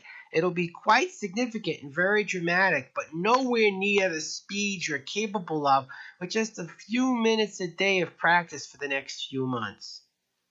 Now, let's begin integrating these mechanical exercises with the psychological exercises that we learned earlier in the program. Turn to the page that says number 3, comprehension tips, and let's see how schema is distributed through text. Usually, the first and last chapter of a book introduce and summarize its content, so they're very high in schema, and they're well worth reading a bit slower to get some of the clues that are really very helpful in comprehending the text. Similarly, the first and last paragraph in a chapter perform a similar function, introducing and summarize the contents of the chapter. Again, you might want to read the first and last paragraph of a chapter a bit slower to gain some more valuable clues. But what will help you speed up throughout text is using topic sentences. Topic sentences usually summarize or tell you the purpose of each paragraph, and it's common for them to be the first sentence of a paragraph. And although they're not always the first, for our purposes, you will find that assuming it is always the first, it'll work just fine and you'll get excellent comprehension when reading at high speeds. And what we are doing when we're reading at higher speeds, using the topic sentences, is using the topic sentences to find out what the paragraph's about, and then going at a higher speed, looking for verbs and nouns that have more of the important schematic information, like who, what, where, when, why, and how kind of information. One of the things you want to watch carefully for are negative words like no or not or can't, because they can often reverse the meaning of a large bunch of terms in a book or in a text. This is especially true if it has legal implications. Also watch out for conditional words like if or could. If I said I'm going to give you $1 million, you know you're not getting it. I said I'm going to give you $1 million if you live to be 100 million years old. So there goes your $1 million. A little word like if can be very, very big in a text. So watch for these words, and you'll find that instinctively, as a result of initially trying to see them, you become instinctively sensitive to them like a stop sign. You know, when you first get a license, you often are obsessive about looking for lights and stop signs, but after you become an experienced driver, you instinctively know which intersections most likely will have them. Well, you'll instinctively know what part of text has these types of words in the same way. We're going to do another exercise, very, very similar to the one you just did. Nowhere near as long, by the way. We're only going for 3 minutes. And what you're going to do this time is learn to get some comprehension during the second and third minute, which previously gave us only a blur of information. And the way we're going to do it is we're going to read for 1 minute to get our base speed. And then in the second minute, we're going to double. But unlike before, we stayed doubled for the whole minute, this time we're going to read the first sentence of the paragraph a bit slower to find out what it's about. Then we're going to a much higher speed, maybe 10, 15 times higher, to keep our average still doubled. And what we look for at this increased speed are the specific verbs and nouns that give us more clues. Similarly, in the third minute, the first sentence of each paragraph is read at a comprehension rate, and then speed up maybe 15 to 25 times faster to keep your average tripled. This way, we'll be able to get some very good comprehension in the second and third minute. This is especially useful when reading in subjects that are familiar to you, which many adults tend to do. We tend to read books on subjects we have an interest in or have to know for our work, and we have a great deal of schematic background in. It's also very, very useful for reviewing. At the end of a long term in a school, you have to reread many books that took months to learn initially. At the end of a long project at work, before you present, you have to review a tremendous amount of information.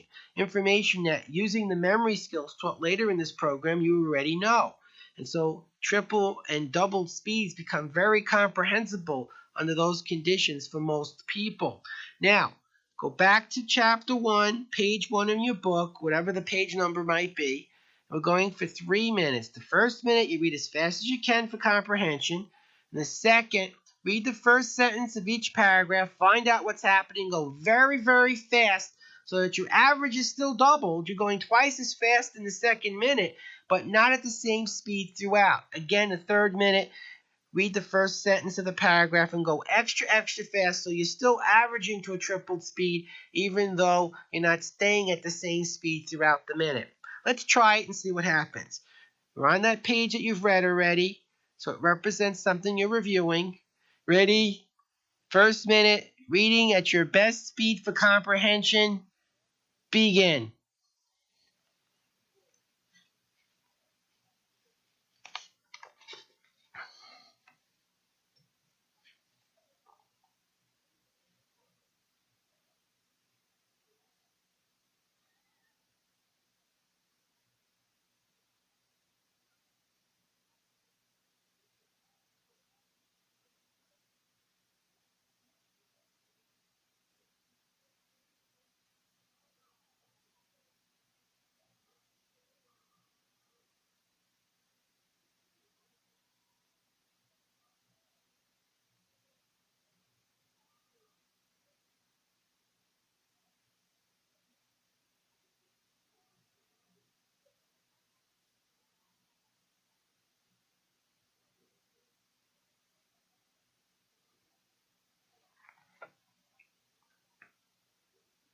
Stop. Now, when we begin doubling, remember, read the first sentence of the paragraph, find out what's happening, go at a very high speed looking for who, what, where, when, why clues from verbs and nouns using your hand, and go much faster to keep your average doubled. Ready? Begin.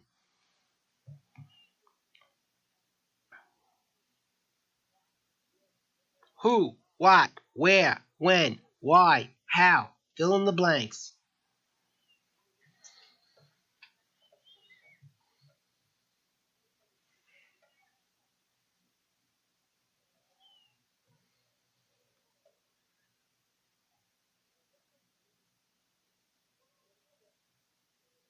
$30, halfway there.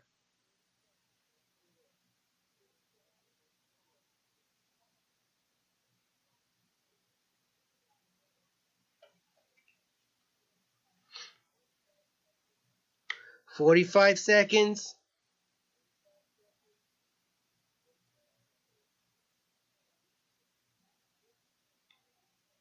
55 seconds. Stop. Third minute. Triple your average speed, but remember to slow down for the first sentence. Ready? Begin.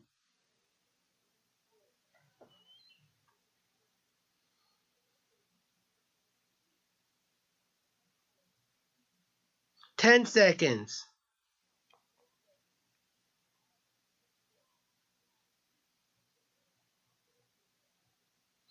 20 seconds.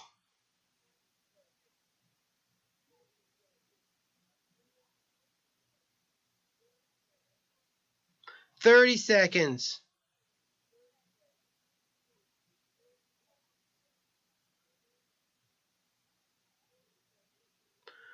40 seconds.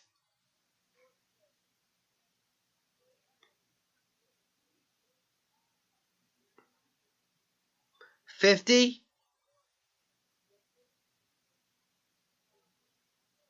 55. Stop. Now we're ready for the last step, which is learning how to use schema to increase your reading speed.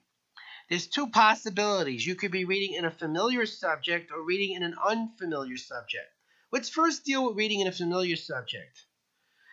Normally, people actually slow down when they find something they know. Let me give an example. That sounds very strange, but it's true. You're a student. You're reading in a chemistry book that's really difficult and challenging to you, and suddenly you get a chapter that makes sense, that's understandable. Are you in a hurry to get back to the difficult and boring parts of the book, or are you probably going to keep reading the easy part and tell yourself you're studying? It's very common when people are under pressure. They like to stay with something familiar or comfortable, and this slows us down unnecessarily. Now, remember earlier I mentioned how comprehension problems often occur because writers assume we know things we don't? Well, here's the good news. It's usually the opposite situation. Writers assume we don't know things we do because we tend to read books on subjects we know a great deal about. That's why we're reading the books. And so information that's often provided is not needed by us because we've got it already. It's part of our schematic database. So when you encounter something familiar, you immediately can go to your tripled reading rate. Let me show you what I mean. Let's turn back for a moment to the page that was used for backwards reading about Pavlov's dog. Now imagine I was a psychologist working on my doctorate. How many times do you think I would have seen references to classical conditioning and Pavlov's dog? Thousands of times. Listen as I read this aloud at very high speed and see the clues that I'm getting that give me the schematic database that I need to comprehend. Watch. Pavlov's dog. That might be it. If I'm working on my doctorate, that tells me everything I need. But probably it's not enough in most books. Let's see. Dog, drooling, Pavlov, Russian, psychologist, salivating, ringing, bell, food, classical conditioning, UCS, UCR. I'm done. This is the Mona Lisa to a psychologist. And the chunks that I have just seen are like the top of the head, the forehead, and the eyes of the Mona Lisa. By using my familiarity with the little chunks that belong to this bigger chunk that I already know, even at a very, very high speed, I'm comprehending some very complicated information. And so can you. In fact, you could put this to work immediately in something that many people do. Read the daily paper. Often, there's two editions in a city. So you read the morning edition of the paper and you find out that the local team won the World Series. Well, you know who won, where they won, why they won, how they won, when they won. Now you have the evening paper, and it's in the evening paper as well. Only now, 95% of the information was learned in the morning read. Well, why would you spend as much time reading the second article as you did on the first, where now most of the information is familiar to you? So whenever you encounter familiar material, go to your triple reading rate. Watch the topic sentences and the verbs and the nouns. If the information is familiar, you'll recognize what you're reading. And if it isn't familiar, you won't recognize what you're reading, so you'll go down to a slower, more comprehensible pace. And this works in virtually everything that you read, anywhere at any time. But there's another situation. What if you're reading an unfamiliar subject? You still could speed up in a large percent of your reading because writers make assumptions about their audience. They assume they don't understand what they're being told. And so a large percentage of even a textbook, as much as 60%, is not information but explanation. And writers use anecdotes or stories or examples or illustrations to clarify concepts. For example, you're reading a book like The Power of Positive Thinking, one of the most successful books ever published. And what it does is very common in many self-help books. It introduces a problem, offers a solution, and then tells a 28-page story about someone who tried the solution to the problem and succeeded. Well, if you know what to do and when to do it, you don't necessarily need the story unless you're unclear on how to implement the solution. So a book like that could be read in 10 minutes easily, and all the valuable information of how to solve problems is gained. Let we apply what we just learned to what we were reading before. I'd like you to go back to your book, the book that you timed yourself in earlier. Now, you read it already. Some of the information in that book should be relatively familiar to you. If you see anything that you recognize from your earlier read, go to your triple reading speed. If you see an illustration, an anecdote, or an explanation for a new concept that you understand and don't need extra assistance in learning, go to your triple reading speed. Let's see just how fast you could read by applying your ability to look at a book quicker and intelligently applying your knowledge and schema of the book to reach peak reading efficiency. Turn now to the chapter that you began your reading skills in earlier. I would say probably chapter 1, page 1. It might have a different number. Get comfortable, and I'm timing you for 1 minute. Remember, triple your speed if you see something familiar. Triple your speed if you see information you don't require because you understand the basis for what it's linked to. The anecdotes, the illustrations you don't need, don't read. Ready, begin.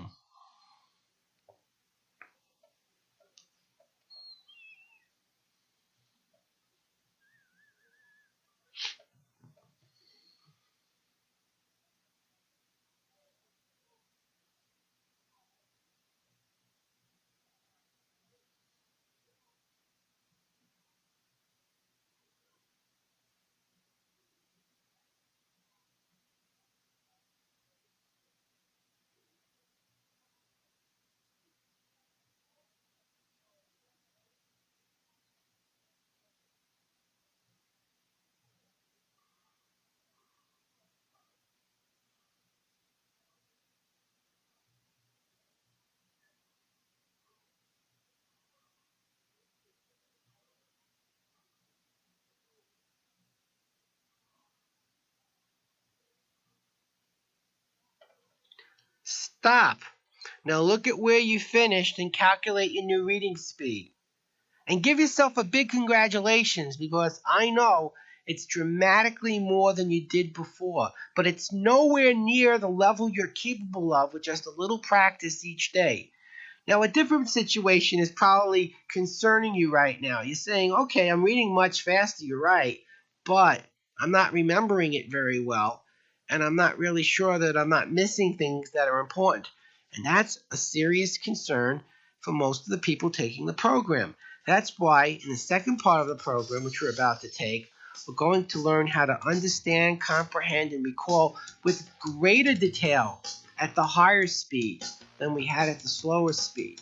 But before we do that, why don't you give yourself a little break? Take about 15 to 30 minutes to relax and unwind, and then come back and complete the second part of the Mega Reading Secrets program.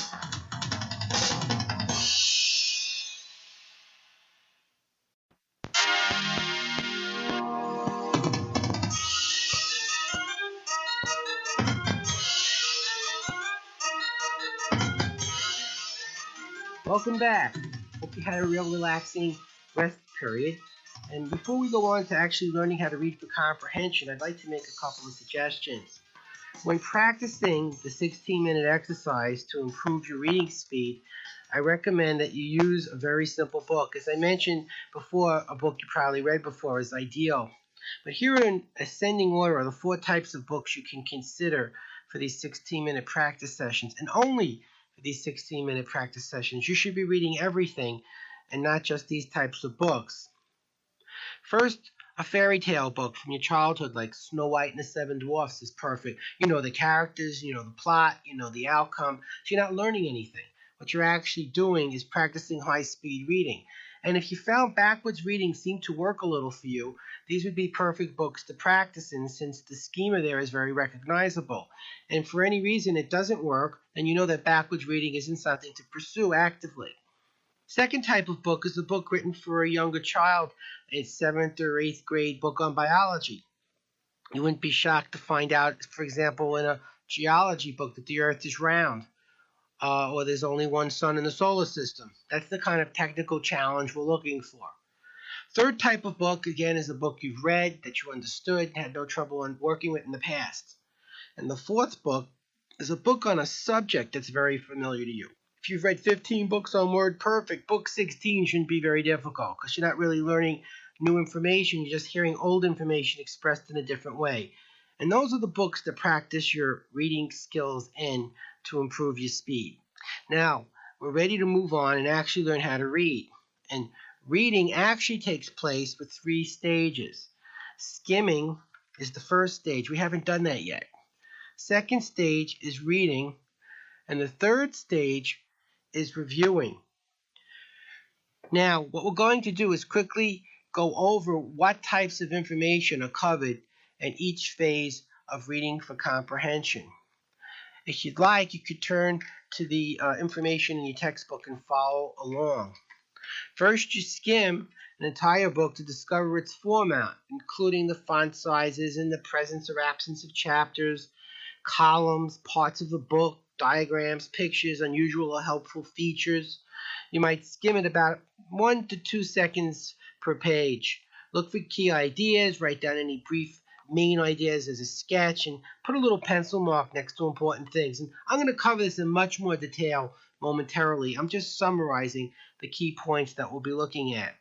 Next, you read the way you did before, marking off the things that are important, as I'll explain later. And the last step is very important. That's reviewing and note-taking. What you're going to do is return to the portions of the book that you've marked off as important for learning and switch from reading skills to the memory skills we're going to learn. As a result, you'll be able to retain and recall even very technical information with a minimum of effort. Now, let's move on to the first of the new skills, which is skimming, which really is essentially using a book structure. The speed at which we skim should be no more than 5 minutes to 15 minutes per book, or about 2 seconds a page. Most of your study time should be spent learning what's in a book and not skimming to get a superficial idea of what's going on. Now, the first thing we do when we skim is read the front and rear jackets to gain some insights. Usually when you go into a bookstore, all that is available or visible is the spine of the book and its title. If it attracts your interest, the publisher and writer know that they have to put some very important summaries on the covers to give you a feeling of the value or the benefits of the book. In fact, I'll tell you an interesting story. I was on Comedy Central with Dennis Leary. He was just starting out his career, and I was there, and he had Jackie Collins on as a guest. He had just written the book Lady Boss. And they wanted me to read the book in about 5 minutes. So before I read the book, the cameraman said, "Howard, I'd like you to sit down, and I want to watch your hands going through the book so I know where to focus the camera when you're actually reading." He says, "And to keep it honest, don't really read the book, just read the front cover." Well, it was the hardcover edition of the book, and I was reading the jacket on the inside, which summarized the names and identities of the main characters.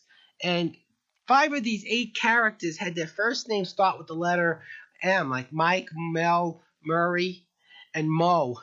And at very high speeds, it's very difficult to memorize names that sound so similar and look so similar. So instead, reading the jacket cover, I made a visual picture in my mind of what these gentlemen looked like. And when the name appeared in the text, instead of hearing the name, I saw the face. In other words, I made it a more visual activity. And that's an example of how using the cover of the book could even be useful in a novel. Next, we read the foreword and introduction to learn more about the cultural influences affecting the author. We spoke about this earlier. Now, many people never read the foreword and introduction in a book. That's because as students, we felt it was bad enough we had to read the other parts of the book that were assigned. And forewords and introductions are very rarely assigned. So a habit's established early in life, skip the foreword and introduction. You don't have to know it. And that's a big mistake. You see, the foreword and introduction are the only part of the book where the writer actually talks about themselves and you learn about the things that influenced them. For example, suppose I had a book and the name of the book was Israel. And here are two possible writers. See if you think it's the same book. Moshe Dayan or Yasser Arafat. Immediately, a light goes off in your head. You say, I don't think it's the same book because you have schema. You recognize the names and know they would have a different attitude towards the subject. What if I said Mike and Mel? Now what do you know? About as much as you'd know for a typical author.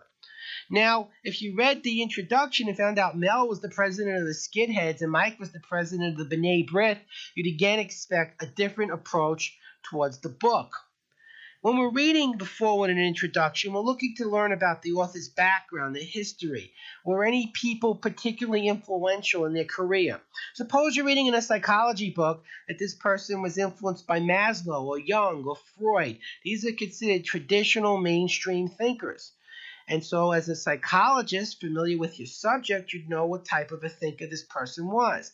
On the other hand, if they seem to be more heavily influenced by Wilhelm Reich, he's considered more eccentric by traditional thinkers. It doesn't make him wrong. And this is an important point. Often ideas that are not favored by one generation are highly favored by another. Social Security is a good example. It was considered very radical at its inception, and now it's a sacred cow in the United States. So we keep an open mind, we learn information, but we don't necessarily believe it until it's been vindicated by experience. And knowing who it is that's causing this person to develop their thinking could be very important in helping us to determine whether this information is traditional or more eccentric. Occasionally, we gain radical insight from reading the foreword or introduction. In college, in a political science course I was taking, we were learning about comparative government. And one of the books we read was Karl Marx's book on communism. And in the introduction, it mentioned he had a serious health problem, a chronic case of boils that made it impossible for him to sit, that's where his boils were, because it was too painful. And it mentions how he wrote the book, The Communist Manifesto, standing up. And while I was reading the book, I said, this is not a happy man. And then I started thinking about his boils and how uncomfortable he must have been. And I said to myself, isn't it possible that a man that's in excruciating pain his whole life might have a different attitude about life than a happy, healthy, and successful person? And I think these are things that we should be thinking about consciously when reading a book. And it helps us to filter the information more intelligently and not get unduly influenced by ideas that may have their roots in something very different than what the author would lead us to believe. Once we skim the foreword and introduction, the next thing to skim is the contents page to learn more about the book's organization. Now, if your book has a contents page, turn to it. If it doesn't, I'd like to encourage you to take a moment to get a book that does have a contents page. Now, you see, when a writer writes a book, they don't sell the book after it's completed. They sell it before it's written. This helps them to be certain they'll get paid when they're done. And one of the key elements in the presentation to a publication company is the contents page, which is the outline. So as a reader in any book that there is a contents page, you're being given the outline. And by reading it at about 2 seconds per page, what you're able to find out is, does this book have information that's familiar to me? Imagine you're in an American history book and you see references to George Washington and Lincoln, and immediately you'd say to yourself, well, I know something about this subject. It's semi-familiar to me. How challenging is it? How interesting? How valid? How invalid? And immediately, in just a few seconds, you determine the level of interest and challenge the book might present to you. Another thing we can gain from skimming the contents page is insights into the organization of a book. Suppose I'm in a bio book and skimming the contents page on the verb biology, I see fish, physiology, mating, and eating. Amphibians, physiology, mating, and eating. Reptiles, physiology. What do you think comes next? Right, mating and eating. And so one of the fears you had earlier of missing things because you were reading so much faster is balanced by reading the contents page and skimming the chapters before you read them, so you know what it is you're going to miss before you miss it. And if you know the next subject in your book is the mating habits of reptiles, even if you know nothing about it, you're expecting it to appear. And consciously, you're looking for information that will be referred to this particular subject. And as a result, you will be able to go even faster with greater confidence and miss nothing that's significant. Another important skill to develop is learning to read actively. Active reading means questioning, challenging, asking questions when reading. You don't just look at a book, you think about it. Implied and inferential questions. Who was Columbus? Why did he cross the ocean? How did he get here? These are important thought questions. Years ago, I used to teach in New York City in a high school where you had to walk through a metal detector to get to class. I was the only one in the room without a gun, and I was telling them to sit down. Well, it didn't work for me, and now I'm doing this. However, in one of my classes in biology, I was doing a lecture on causes of illness. And after finishing, I asked the students to mention one of the 5 causes. And a student, after 25 minutes, saw there was a blackboard and said, wait, bacteria. I said, that's an excellent answer. That's a good answer. What's a bacteria? And he looked at me puzzled and said, one of the 5 causes of illness. Remember, that was the question. And tragically, all too often in our school system, that's how kids learn. They don't know what anything means. They fill their heads with definitions and formula and don't understand their applications or use. They simply memorize the words. That's literal learning. That's very undesirable. I want you to think about, how can I use this? When would I use this? Why would I use this? What does this really mean? What's the significance of what I'm learning? And the more challenging the book, and the more you're expected to retain, the more important it is that you take some time while reading to stop and think about the meaning of what you're learning. And the more difficulty you have in formulating questions, the more probable it is you aren't understanding what you're learning, and the more important it is that you go back and relearn it afterwards so that you don't miss information that's essential for your understanding. Now, another very significant thing that we should be doing is learning to use the features of a book. For example, the title page in a magazine, say Time magazine as an example. Skim it. Are there any articles in particular that you find helpful or useful or significant? They should be prioritized and read first. Now, I know many of you are taking this program because you don't have enough time. That's a legitimate reason to take a accelerated learning speed reading program. But I'm going to show you that you do have more time to read than you once thought. A study was done by a colleague of mine. A colleague of mine actually told me about this study, Marcus Connors, who's a really excellent speaker in Canada. And Marcus told me that we spend an average of 5 years of our life standing on a line, waiting for a bus, waiting to buy a stamp at a post office. You want to see a portrait in still motion? Go into a post office or a bank. Isn't it great having to wait 4 hours to give someone your money? And they're actually making money with it. I haven't figured that concept out completely yet. At any rate, you're standing on a line many, many times in your life, waiting for an airplane, waiting for a bus, waiting for a clerk, waiting for a waitress. Always have something to read. When these lines come up, and they will, because that's the way life is, pull out your reading material, and you'll find you're not only getting your reading done that was impossible, but you're no longer bored because you're anticipating these moments as moments you can use to read the things important to you. If you fly, that's a wonderful place to study and even write if you have a laptop, because it's undisturbed time. 3 or 4 hours on a plane could be the equivalent of 8 hours in an office with phone calls and other interruptions. A little trick I like using is if I get stuck in a grocery store or a drugstore which has magazines, I pull the magazines that I like to read off of the rack, get on the end of the line, and before I'm checked out, I'm done reading all the magazines. You'd be surprised how much quicker I get checked out now in stores, and the ones that don't are really helping to bring down the expense of my reading habits. And I think the same will happen for you. Another important thing to skim for are tables. For example, if I'm in a physics or chem book and I see the atomic weights of the elements at a page and a half a second, I'm not going to know that zinc is 65.37. I'm not Rain Man. I also don't do toothpicks. But what I do know is that at this speed, I found that on this page in my book is a summary of the atomic weights of the elements. And then based upon what I'm going to do with this information in the future, I determine whether to memorize the data, which I'll teach you to do in a moment, or simply to remember where it's located so I can look it up should on occasion I require some of that information.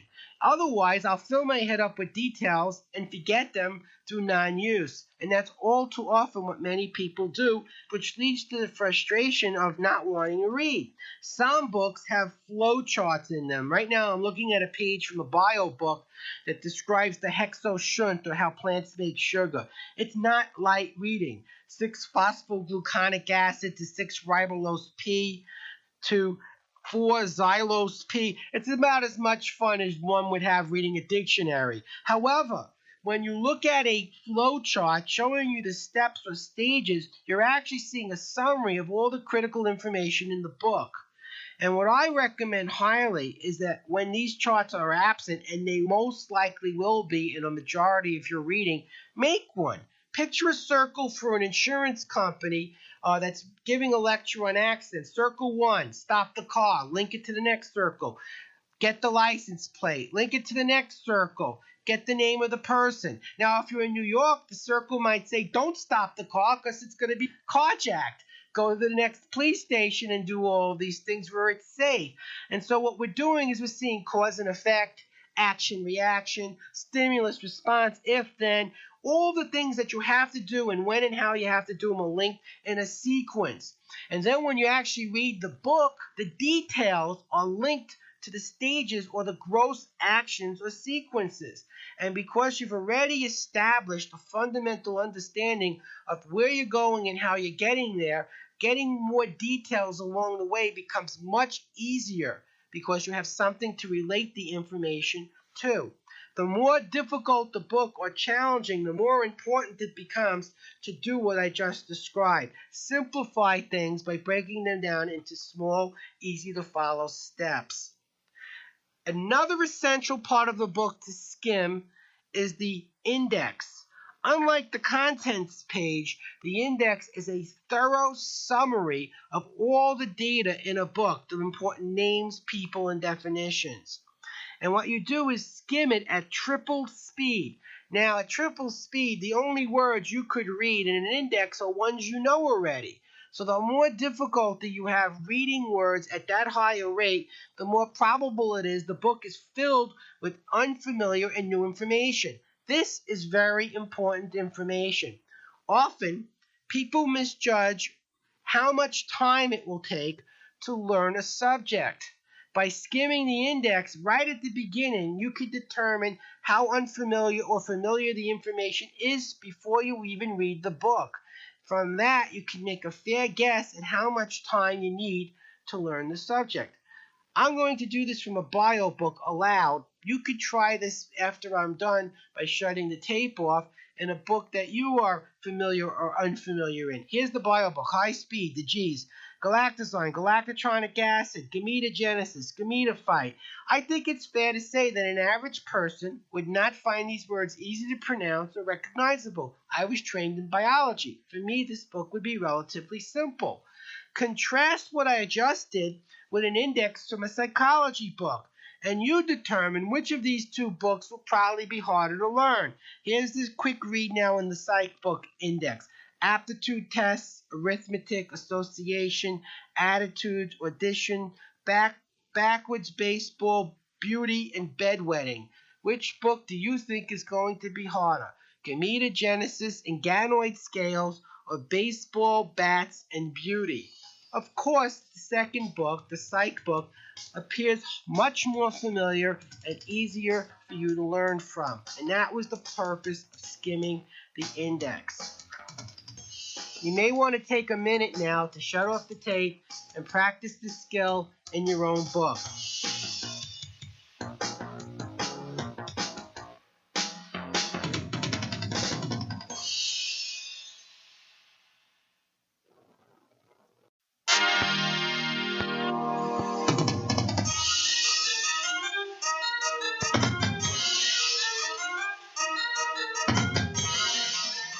Welcome back. Now, we're going to learn how to read in a magazine. Many magazines have stories in the middle. You're reading in Time or Newsweek, and suddenly there's a little story blocked off at the bottom of the big story. What are you supposed to do now? Finish the first story or go on to the second story? And why did they put a second story in your story? Why is it there? The primary story is what comes first. You skim it at 2 seconds per page and find out if it's even worth reading. I'm looking at a story about the Marines going to Mogadishu. The first question I ask myself is, do I care? I think it would depend. If my husband, I'm not married to a man obviously, but if my husband or a loved one was in Mogadishu, I care a lot. On the other hand, if I'm not involved in it, it may be a low priority in my life. So I'm looking very quickly to see what's going on in the book. Now, if it's not important, I'm done.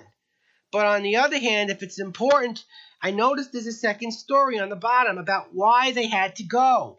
I skim that, and I find out it's about why they had to go. And now I ask myself if I know why or I don't. Maybe I heard it on the radio on the way to work.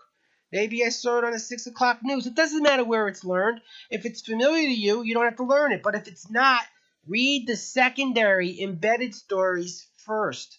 They're the schema or background necessary for better understanding the primary stories. You see, in a magazine, unlike a book, there's no chapters. And so they have to embed background material that's essential for full understanding. Once I read the secondary article, now I go back and read the primary article at my best comprehension rate, fully understanding the significance of the events being described. Incidentally, footnotes are quite similar to embedded stories. They're information embedded at the bottom of a page. Skim them. If they're familiar, you don't need them. If they're not, read them first. Suppose you're reading a Shakespearean play. The words are not familiar to many people. They're Old English. Or how are you going to understand a play in Old English if you don't know Old English colloquialisms? First, read the meanings of the words, then read the play. And now you're better able to do your primary reading. I'd like to take a few moments now and give you some tips for study skills that I usually do at my live workshop. And what I tell students is that, first of all, whenever you go into an exam situation, take a pencil. That's right, take a pencil. And what I'd like you to do is mark off with the pencil any question you can understand, reading the whole test in no more than 1 to 2 minutes. At that speed, any question you could even begin to understand, you probably have recognized through a highly recognizable schema, which implies you probably know the answer to the question as well. Next, read the essay questions first. The essays are usually at the end of a test, and they're the most difficult questions to answer. See, multiple choice usually offers us an opportunity to use our associative memory. All you have to do is recognize an answer as being important. You don't necessarily have to remember the answer. For example, you don't have to know the names of the parts of the blood system. You just have to recognize the right answer when it's in front of you. Now, suppose that the essay, at the end of the chapter, it says, list the 5 parts of the circulatory system, the 5 different blood vessels and their functions. And you say, oh, I don't remember it. Well, now you know you have to learn it. And while you're going through the rest of the test, you're looking for tip-offs to the names. So it's very hard in a test not to give some answers away. Maybe you get really lucky, and one of the multiple choice questions is, which of the following blood vessels pumps the blood away from the heart? The artery, the vein, the capillary, or the venule? And suddenly, or the arterial, and suddenly you have all the answers for the essay at the end of the test right in front of you. So by being aware of what you need to learn ahead of time, You can save yourself a lot of aggravation and get much higher grades. On standardized tests, always, and I repeat, always read the questions first. On one LSAT, which was a test for law students, it asked why the judge favored the plaintiff in a case. 400 words into the reading selection, it said the reason the judge favored the plaintiff was. That's all you had to read. They were deliberately trying to have students waste their time reading things that were irrelevant. So always find what it is you need to learn before you go looking for it, or you will be wasting valuable learning time. Another little tip, whenever reading in a book, have a pencil. Don't use highlighters, they're too expensive. You have to paint the page, and by the time you're done, it's dried out. A pencil is held in the hand as if it's one of the fingers, and as you're going down the page with your finger movements, just put a little tick mark in the margin which says, come back, look at me again, I'm important. Don't forget, this is something special. I like to put a little star next to definitions or things I want to literally memorize, and tick marks next to things I'm not sure about, I'm not clear on, that I have to think about, analyze, and perhaps later determine that I have to memorize. This will help you to do much better. Another little study tip. Recent studies have been done in neurolinguistic programming, which was pioneered by Richard Bandler and Grindler. And what they discovered is that we have an interesting way of accessing information in our brain. We have visual, auditory, and kinesthetic data that we store. Looking up is where our visual information is stored. In the middle, when the eye is in the middle position, it's auditory access. And down to the right is emotions, and down to the left is your inner voice that talks to you. Now, here's something interesting. As a student, when you're studying, you want to access information that you saw in a book. Now, picture a timeline. The left side is the past, and the right side is the future. And what you want to do is remember things you learned from the past. So if I said to you, think about what your living room looks like, you go up to the left. But if I said, picture Mickey Mouse in a purple dress, you go up to the right, because it's never happened and you have to picture it. So to the right is things that haven't happened that you want to visually picture. To the left and up is pictures of things that have happened and you're remembering. Now, suppose you want to remember a song you heard in the past, like Michelle, look to the middle and the left. If you want to think of the Beatles singing a Rolling Stones song that you never sung before, look to the right in the middle, and suddenly your hearing is working on something you haven't heard before. Now, here's something interesting. When you study, you picture things, you go to take the test. And where do your eyes go when you take a test? Down. That's right, down. What does the teacher say when you look up to try to visually recall information you saw in a book? Hey, Howard, keep your eyes on your own paper and look down. And so what's often happening is you're instinctively trying to look up to find the information. One little trick you can use is when you're looking down, look up at the same time to the left if you're trying to picture information you've previously stored. Or look up to the right if you're trying to visualize something that hasn't happened yet. Interestingly, when we look down in a test, we either hear a voice in our head saying, I don't know what to do. Or if you look down to the right, your emotions are freaking out. I don't know what to do. So what we're trying to do is break that state by looking up. Another tip on study.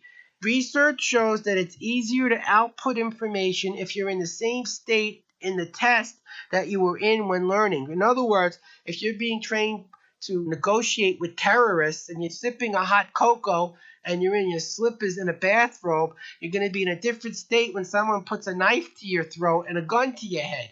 And you won't remember because you learned under a different circumstance.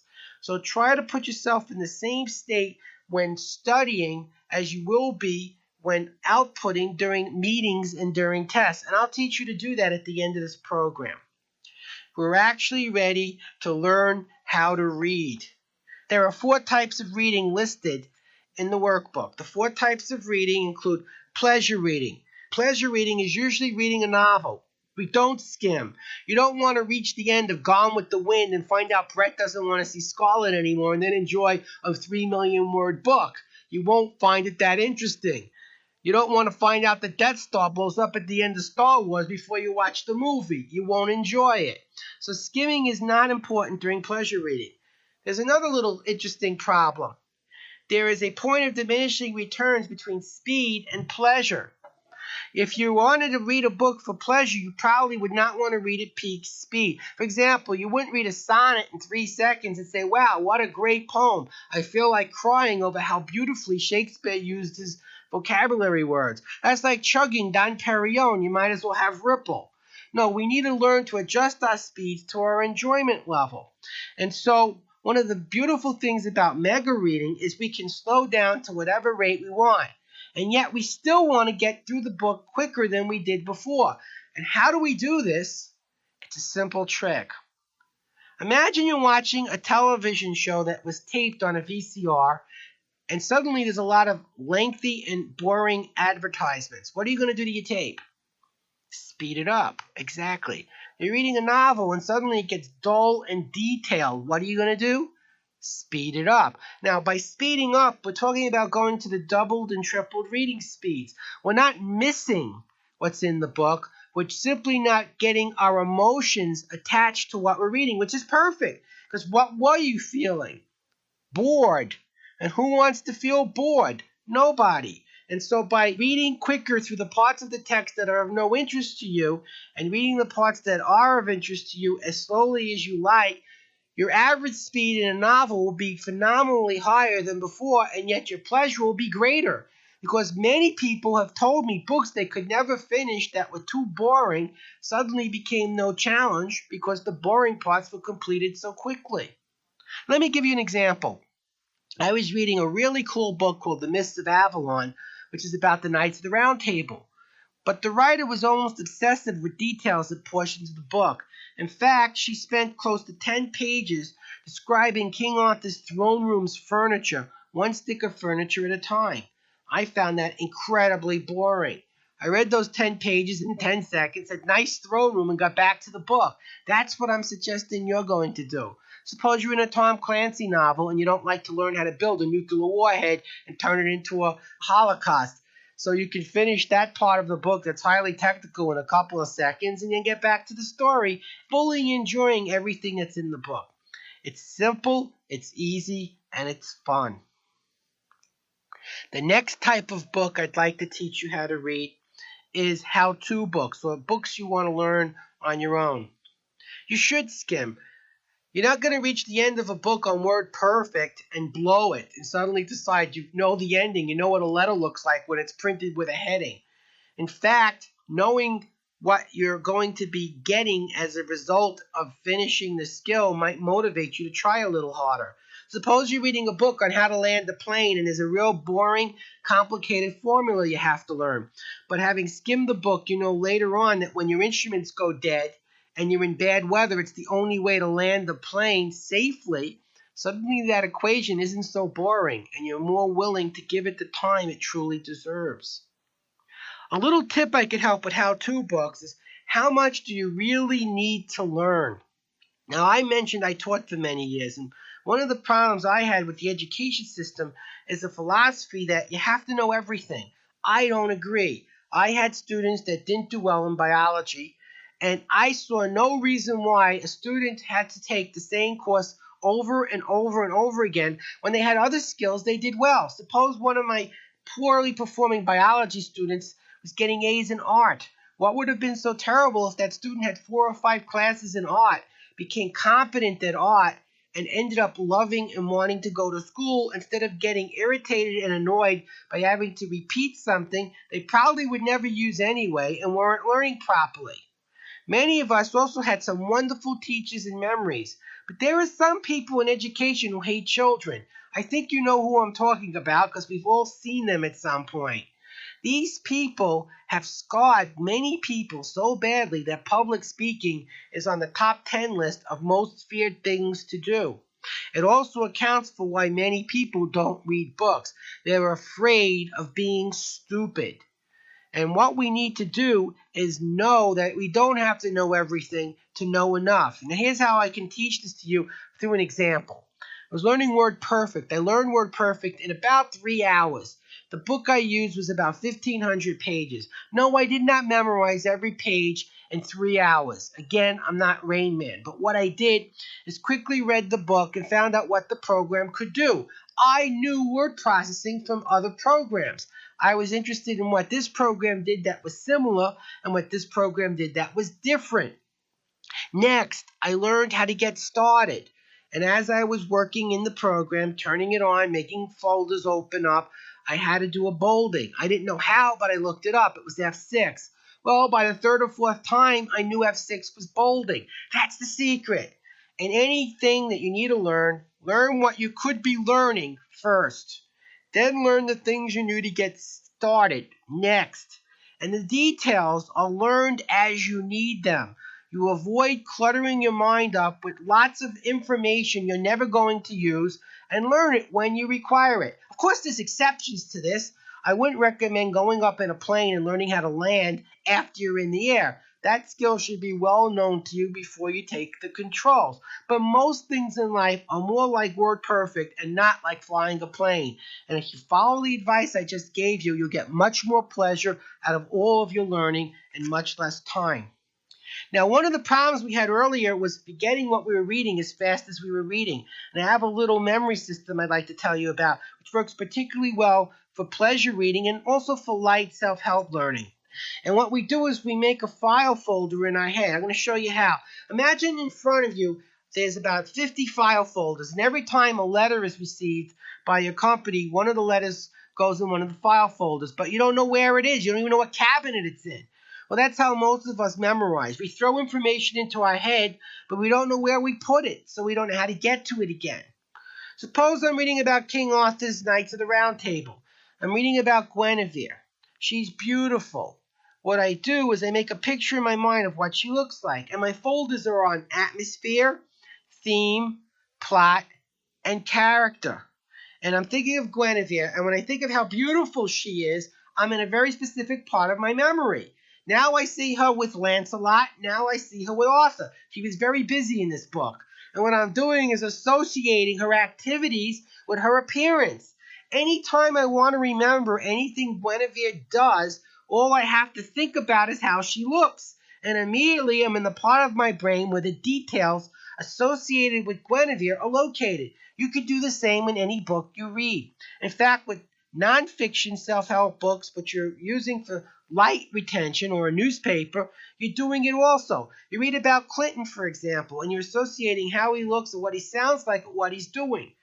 Or you're reading about Madonna or anyone famous, and you see or hear them and link their current activities to their appearance or traits that are familiar to you. And by making associations with familiar things, with things you already know, you're forming a very firm foundation for retention. Now, the next two things we're going to be learning about are studying and technical learning, or master level reading. Studying requires us to skim just as long as technical. It's always 2 to 5 seconds a page tops. And what we do when we study is first we skim, and we spend very little time skimming. We spend 2 to 5 seconds a page skimming, spend half our time reading and half our time reviewing. With technical or master reading, we spend very little time reading. We only read about 10-20% tops. 80 to 90% of your time is reviewing. Now let's distinguish between these two types of learning. Studying is things you have to know temporarily. 1 year you learn American history. You're never going to use it again, but you don't care. You passed your test. 1 year your company is working on ceiling fixtures. Next year it's wall coverings. It's a completely different market that's important. And so temporarily information is important, maybe 1, 2, 3 years tops. Technical learning is things you have to know forever. A pilot can't say, I almost know when the wheels go down on the plane. They do that sometimes at airports like LaGuardia a little too often. They have problems. We don't want a lawyer saying to a judge, I forgot to object yesterday. The judge wanted him to object yesterday, not today. And so we have to know certain things immediately, even though we haven't used them in a while. Now, you don't read a book like Gray's Anatomy. You learn. You don't say, wow, what a beautiful description of a kidney. The guy writes like a Hemingway. No, we learn the names of the parts of the kidney, their functions, the details. And so we spend more time learning the data we've located than reading the information in the text. And a little trick we can use when studying or reading technical text that has lots and lots of detail, instead of slowing down our speeds, we take smaller pieces. First, we read the whole book to see where everything is. Then we skim a chapter to see what's in the chapter. I particularly like to see if there's summaries or charts. I read them first so I know what I'm supposed to learn before I get to it. If there are questions at the end of the chapter, I read them first because it's the writer's way of telling me what I'm supposed to be learning.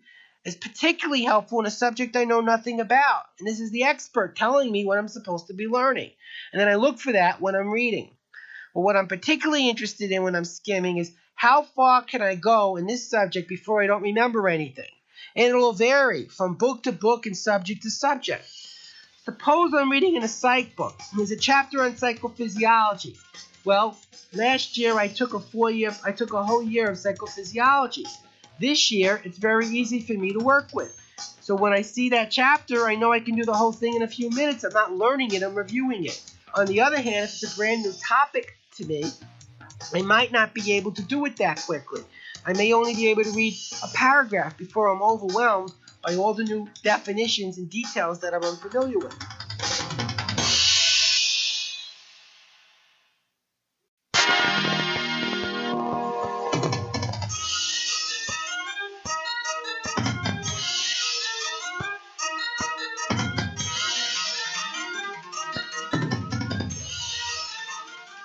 I read, I skim, read, and learn each of these little details in sequence so I'm not overwhelmed at any one point. And that's how I handle memory in technical text, by breaking it into smaller, easy-to-use, bite-sized, user-friendly chunks. My speed doesn't go down, nor will yours, but I'm able to take in more detail because I'm taking in less at a time. Now, the next thing we want to learn is what do we want to learn? It's one thing to be reading a book for our own purpose. It's another thing to try to learn something for an exam or for a business meeting. And I'm going to deal with both situations. The trick to knowing what to learn is knowing how to organize information onto 4 levels of challenge. The first level I call the awareness level, or the main concept. The second level I call the familiar, or the primary category. The third I call the study, or main example. And the fourth I call the technical, or the finer details. Let's see what this means with an example. Let's learn some organic chemistry, which is a really tough subject. And in just a minute, I'm going to test you on it, and you're going to get an A. In organic chemistry, there's a device called a nuclear magnetic resonance spectrum, which can take electronic fingerprints of organic compounds. Now the test. True or false, a nuclear magnetic resonance spectrum can take electronic fingerprints of organic compounds. And the answer is true. You learn that in just a couple of seconds. It's easy. You know the main concept. But do you know how to use one? Could you interpret one? Of course not. You didn't learn that. What you learned is the main concept. And when we're learning main concepts at very high speed, we're finding out the value of the information and what it can do for us. Let's go to the next level. The familiar, or the main categories. You could tell a pinky print from a thumb, and you could put these in boxes. You know, this print goes into this box, and this print goes into that box, identifying by what type of finger it is. A chemist would have the same thing, a bunch of boxes, putting the types of prints, the thumb prints in one box, the pinky prints in another. You may not know whose thumb or pinky it is, but you know it goes in that box, so you know the main categories. The next level is knowing the main examples in each category. You keep seeing certain things day after day after day. Over time, having seen them so frequently, you recognize them. And that's Berg's thumb. He's here every Saturday. And that's Berg's pinky. Or that's oxygen. Or that's hydrogen. You just keep seeing it all the time, so you know it. The more technical stuff takes a lot longer to learn, maybe a whole lifetime. Now notice, many of us, when we study, spend a lot of our time learning these finer details. In fact, most students might spend 98%, or even business people, 98% of their study time on details, and only 2 or 3% of the questions are on that level. What a total waste of important time. You will find in most cases, most tests or exams or businesses are 40% the main categories, 40% the main examples, and 10% the details. So it's 10% easy, 10% hard, and 80% in the middle. That means you can get a 90 just by learning the first 3 levels and eliminate 98% of your study time. But just to be sure, here's a little trick you could use in school and then at work to know precisely what to study. Get old tests. Now, I have a philosophy, particularly in college, when you're spending $25,000 a year, you're entitled to see an old test. You're not answering for this term's answer sheet. Asking to see an old test is telling a teacher, I take my work seriously, please help me. Now, if you bought a new car and they didn't give you tires, would you return it? If you're taking a course and a man doesn't care about your education and doesn't want to assist you, consider going to a different teacher or even a different school. You're entitled to that education. You're paying for it. And an educator should respect the student. Now, if they don't provide you with it, some of the options you have other than going somewhere else are taking your chances and use the first test as a model, finding a friend who had this already and has old tests available, or going to another teacher who teaches the same subject and hope that the tests are similar. Assuming now you have the test, and you can often get them even in elementary and high school by asking for them, you're not interested in the questions. You're interested in the proportion of questions on each level of challenge. Let's see how that might work in a bio test. How many questions are on the main concept? What's the skeletal system, the excretory system? What's a disease? That's the main concept. How many questions are the main categories? What are the 5 causes of disease? Bacteria, rickettsia, virus, protozoans, fungus. 5 categories. What are the main examples in a category?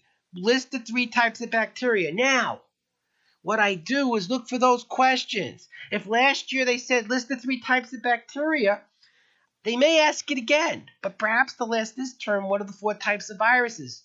Notice it's the same exact level of question or challenge without having repeated the same question. That's how tests are set up. There's a consistency on the level of challenge term after term after term. And once you see the pattern, you can match it in the book to the chunk of text that's associated with that level of learning. The detailed stuff, which is like 1 line in the book, is very rarely asked. But the main concepts are like whole chapters, and the main categories are like several pages. And the main examples might be a page and a half. Doing this, you can quickly recognize when reading what really needs to be learned before you even learn it. Moreover, the detailed questions are usually covered in lecture. It doesn't take a genius to ask you a question about something that was never taught and find out you don't know the answer. The real challenge in education is giving you information on something difficult, teaching it to you properly, and finding out you do know the answer. That's called education, and that's what it's really about. Now, if you're in business, and many people in business are also students for life, but in business it's a little different. You don't have tests to refer to. What you have is experiences. For over 10 years, I worked as an officer in an electrical construction company. Now imagine I come to your school to do an electrical bid, and we've worked before. Well, I base what I prepare my talk on our old experience. What kind of questions do you usually ask me? How technical are they? And as a result of that, I know exactly what kind of information you're most likely to want me to know in the future. What if I don't know you? But I've worked in other schools, and I've worked with other people who have your position. And based on my experience with those people, how many questions do they ask on these various levels? And I know how to anticipate the level you'll most likely want to ask because you're part of that group. What if it's something totally new? Well, I joined the National Electrical Construction Association, and I call up the local in a non-competing area that has similar demographics and ask people the kinds of questions being asked by people in your industry who have your position in their regions. I don't call the local up because they're bidding on the same jobs. They're not going to want me to get the job away from them.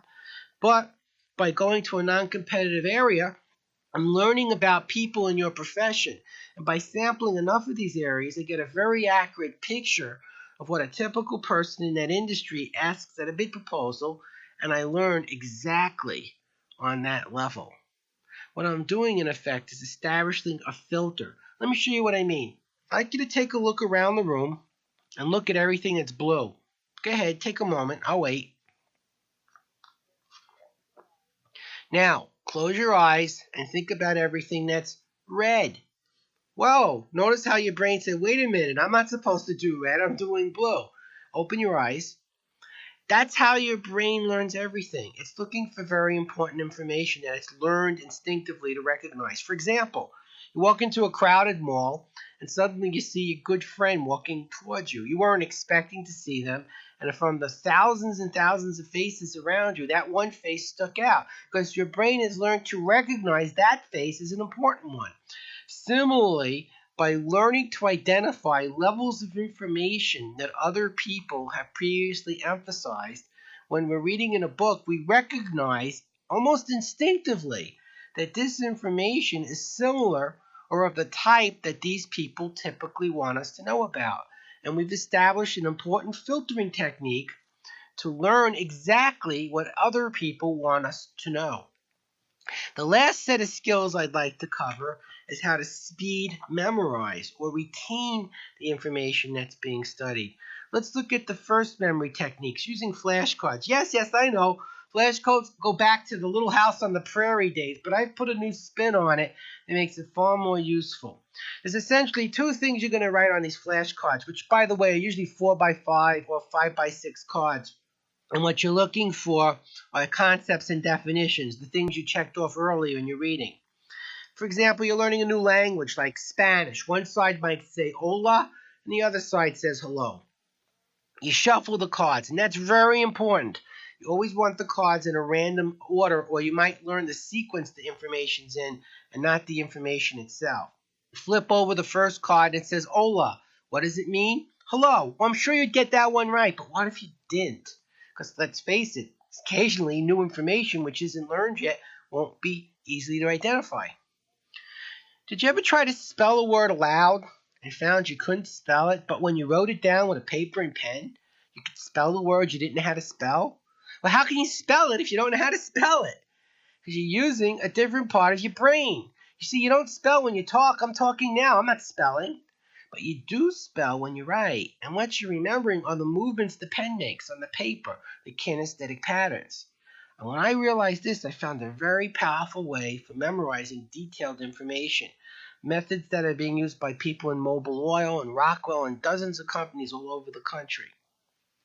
When you make an error, and only when you make an error, if you get the word association wrong, like hola and hello, take a paper and pen and write down what you incorrectly identified 25 times while saying it aloud. Hola, hello, hola, hello, hola, hello. What you're doing is getting kinesthetic associations from writing and from speaking because you're moving your lips, tongue, and vocal cords. You're getting auditory stimulation of your acoustical region of the brain, not just by imagining you're hearing a voice, but by actually hearing a voice. And you're getting visual input.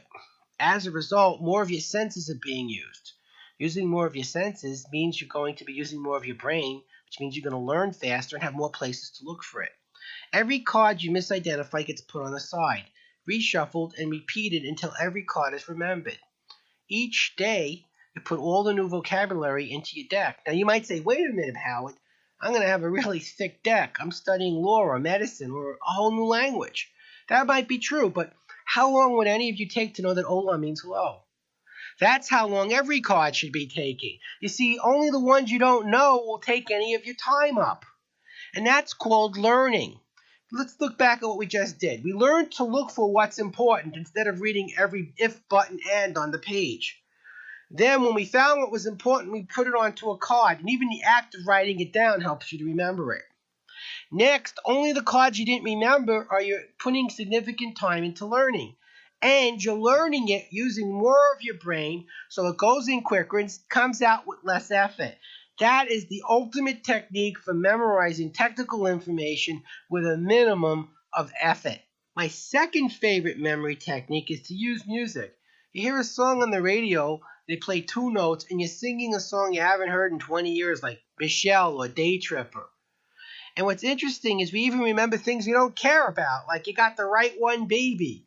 What does it mean? Absolutely nothing. Sesame Street saw the value of music and used it to teach children to make associations. The reason music works is your brain has 60 beats per minute or 1 beat per second. And when you pair music that has this beat with information you need to learn, it literally imprints into your unconscious mind where it can be retrieved at will.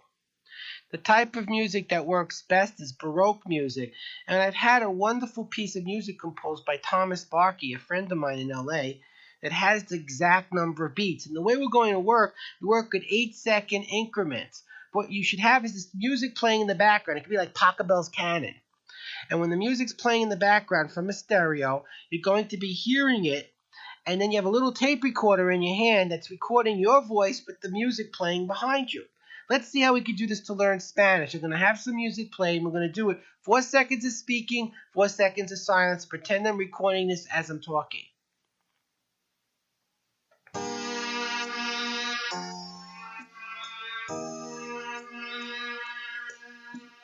The word hola means hello. Keep still now. 1, 2. The word buenos dias means good day. Now notice how I was able to pair my voice with the beats on the tape. Now what I end up with is a huge tape of all the vocabulary words I need to learn for school or work. The sales lists, the dates, the formulas, the names I have to learn. And the best part is I can learn it now when I can't study. For example, I can play this tape when I'm cooking dinner, or cleaning up the room, or standing at a line at a department store or in a grocery store waiting for a bus, when I'm jogging. Any place I could pop in a cassette, I can listen to this information and make use of it, and so I'm able to study when I can't study. This means you'll have more time to do other things as well. A secondary use of music is to help you overcome the boredom and frustration of learning certain things. It was a Saturday night. It was 1 o'clock in the morning, and I was studying zoea, which is crustacean larvae. I was bored. I didn't want to do it. I'm sure you've all been there where you wanted to do something else but had to study. Well, I found that instead of studying, our brain likes to play, which is quite logical because mammals like to play, and we're mammals. And so I found by making up little songs and pairing it with what I had to learn, I could learn it. And here's my zoea song. Remember, it's crustacean larva. Zoea, I've just seen a thing called zoea. The name almost sounds like, and there it went right into my brain. Now, I learned this in 1968. You know, out of 400 biology students, 4 people got it right. And I bet none of them remember it all these years later. Because it was a game, because it was fun, I learned. And so can you. Stop struggling. Make it a game. Make it fun. Use rhythm. And your brain will absorb the data like a sponge. And you know what? You might actually get out and do the thing you really wanted to do instead. Another very powerful memory technique is a mnemonic, which was discovered by the ancient Greeks. A mnemonic is really a stimulus response chain. What you're doing is using each letter in the mnemonic to trigger an association with something bigger. Some that you might know are the colors of the rainbow, Roy G. Biv, red, orange, yellow, green, blue, indigo, violet. Or the Great Lakes, Holmes, Huron, Ontario, Michigan, Erie, Superior. Well, you know, you can make up your own, but we rarely do. But why not?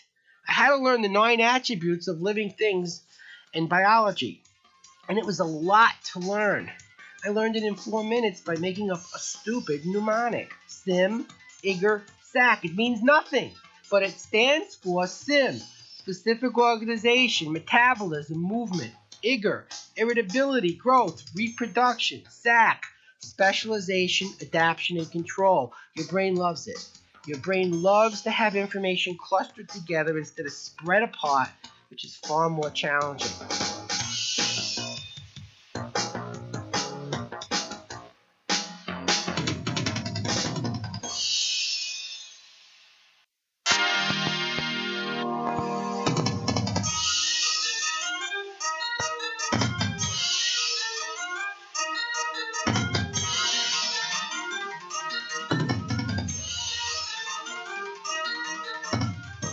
Kevin Trudeau is one of the world's foremost experts on memory, and he has graciously offered to teach you or share with you some of these techniques that have been heard throughout the world. So I'm going to let Kevin give you some more information about how to improve your memories. You can't get a better person than Kevin Trudeau for this skill. He's the world's leading expert on memory training. And when Kevin's done, I'm going to come back and teach you a little bit more about retaining information and focusing your mind. This is Kevin Trudeau in the studio, and on this tape I'm going to be sharing with you some information that if you apply it, it's very easy to dramatically improve your memory or recall ability. Now, as you know, I'm the author of Mega Memory, founder of the American Memory Institute, which today is the largest memory training school in the world. Over 3.5 million people have gone through the Mega Memory Home Study course to dramatically improve their memory. And in that particular program, we focus on remembering information, recalling information for tests, remembering names and faces, facts and details, directions, statistics, anything at all like that that helps people be more effective. A lot of emphasis, of course, is put on names and faces. In our advanced course, the emphasis is put on numbers. Now, I would encourage every single person, if you want to dramatically improve your recall ability, to get the Mega Memory Home Study course. That course consists of a series of mental exercises that virtually release the photographic instant recall memory that everybody has right now. It takes a few hours to go through, but it's fun, it's easy, it's systematic, and anybody 10 years of age and higher can go through it. With over 3.5 million successful graduates, it's the most utilized self-improvement series of all time. So, of course, I would highly encourage and recommend that you try that program. Of course, with everything that we offer, it's unconditionally guaranteed, or your money back, and that's unconditional. So you get it, you try it, and you see the results yourself. But what I want to do on this particular series is share with you some basic information that can be applied very quickly that'll show some dramatic improvements in concentration ability and recall ability, which will help with the mega reading system that you're utilizing now. A couple things I want to address. The first one is music and how music affects the memory. Now, this is a fascinating research study because music affects the physiology. It affects our brain. It affects the way our heart beats. It can affect our blood pressure. It can adversely or improve positively our emotional state. And we all know that. Some people may be driving in the car and you hear a song that you haven't heard in 10 years and you hear that and all of a sudden a feeling of excitement or romance or so you feel melancholy. It could have some altering effect on your emotion because that music keyed in a memory and that emotion was still there. Well, music, in terms of our recall ability or the way that we think and concentrate, there is some stunning research. Baroque classical music, when played within 10 minutes, research has found it actually lowers the heart rate, reduces stress in the body at the cellular level, and it seems to synchronize the left and right brain hemisphere. What it means is each hemisphere of the brain resonates at different frequencies.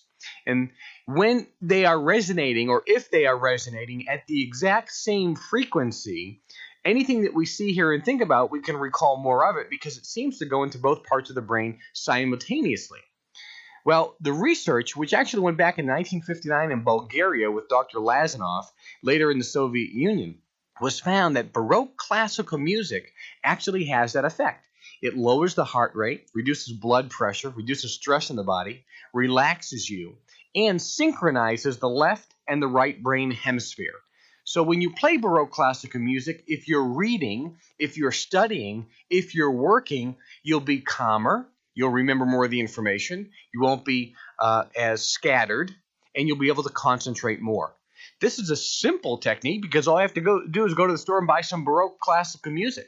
Now, if you're a student right now, if you're a business professional, if you're maybe just working around the house, if you play Baroque classical music, just enough so you can hear it in the background, it could have some profound physiological and emotional effects on you. So I would strongly encourage you to do that. And everybody knows this. I mean, if you're driving your car and you're listening to some really loud, fast music with a big beat, it can get you excited. When you go to a ball game and they start playing some of that music, it can get you excited. The music affects the physiology. Now, it's fascinating. Research was done about 15 years ago. The researchers took 3 rooms and they put plants in each of the 3 rooms, and they tried to, as best they could, make sure that the rooms had identical settings of plants from the location and the types. So you couldn't distinguish between the 3 rooms. The only difference was in one room, they actually pumped in Baroque classical music. The second room, they pumped in rock and roll music. And the third room, they didn't pump in any music at all. Well, after 2 months, the researchers found the room with no music at all. They found thriving, healthy plants. The room with the rock and roll music, over 80% of the plants were withering and dying. Fascinating. The room with the Baroque classical music, all of the plants showed a 30 to 50% increase in growth than that of the room with no music. And here's the fascinating point. With the Baroque classical music, the plants were actually growing and leaning toward the speaker where the music was coming out. Now, I'm not going to tell you that if you start listening to Baroque classical music, you're going to grow and lean toward the speaker. But what I am saying is, obviously, a plant is a living organism, and music can have an impact on that. And that just gives you an idea of the power that music can have. If you are a student, or if you have a student in your family that's going through this program, number one, of course, I recommend you get the Mega Memory course. But the simple thing is when they're studying, just put Baroque classical music in the background during the study sessions. And that'll dramatically improve the ability for the person to study, concentrate, be calm, and recall the information that they're studying and learning. So Baroque classical music has a very powerful effect. Second thing I want to talk about is another simple technique. And that is research has found that the brain actually absorbs information at a certain rate, like a sponge. When the sponge gets filled, what do you have to do to it before you pick up more water or more liquid? You have to wring it out. Then you can pick up some more. So there actually seems to be in a time frame where information can go into the mind, and then it kind of stops, and then you have to let it sit and gel and get acclimated in there and settle into its proper place before you bring in more data. So here's the bottom line. If you're going to study, if you're a business professional, what you need to do is get a little hourglass or your watch. If you're a student, study in 20-minute increments. If you're going to sit down and say, well, I'm going to study tonight for 3 hours, that's fine. But study for 20 minutes. When the 20 minutes is up, stop. Physically get out of your chair, walk someplace, do something different. Go get a glass of water, walk around the house, do anything. Put your clothes away. Just do something for 5 minutes, totally different, just to get out of that state. Then go back and start studying again. That simple technique, if you're a business person, for example, this morning I was in my office and I was doing some writing, and anytime I do anything where I'm going to be focused and working on a project, I make sure that if I'm working on a project and I'm writing an ad or if I'm doing a script or something, I stop at 20 minutes and then I do something else. I usually walk out, maybe go into the kitchen, get a cup of coffee, make some fresh juice, just do anything. Walk over to talk to one of my employees, hey, what's going on? Just for 2 to 3, 4 minutes to get out of that state. Then I go back in my office, shut the door, and I'm focused again for another 20 minutes. If you do that, that's going to dramatically improve your ability to recall information and, again, keep you grounded and focused and not scattered.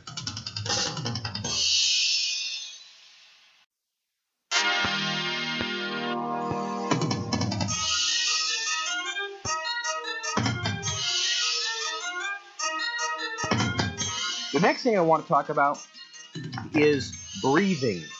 One of the things that we found in our research in terms of memory and how the mind works and the brain works, and actually the whole body, and we know this, that air, oxygen, is the most important nutrient on the planet.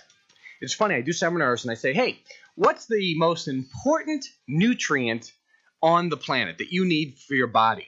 And I hear vitamin C, protein, vitamin E. I hear all these different things. Coenzyme Q10.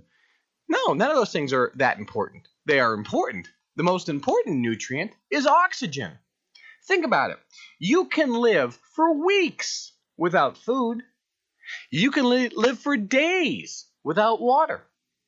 But you can only live for a few minutes without oxygen or air. That's the most important nutrient. When Kenneth Cooper came out with the book Aerobics in the 60s. Aerobics actually means with air. He got a craze of people to exercise, and they exercised with air because by jogging or running or fast walking or swimming or doing any type of movement, when we started to breathe during the movement and the exercise, we were bringing more oxygen into our body.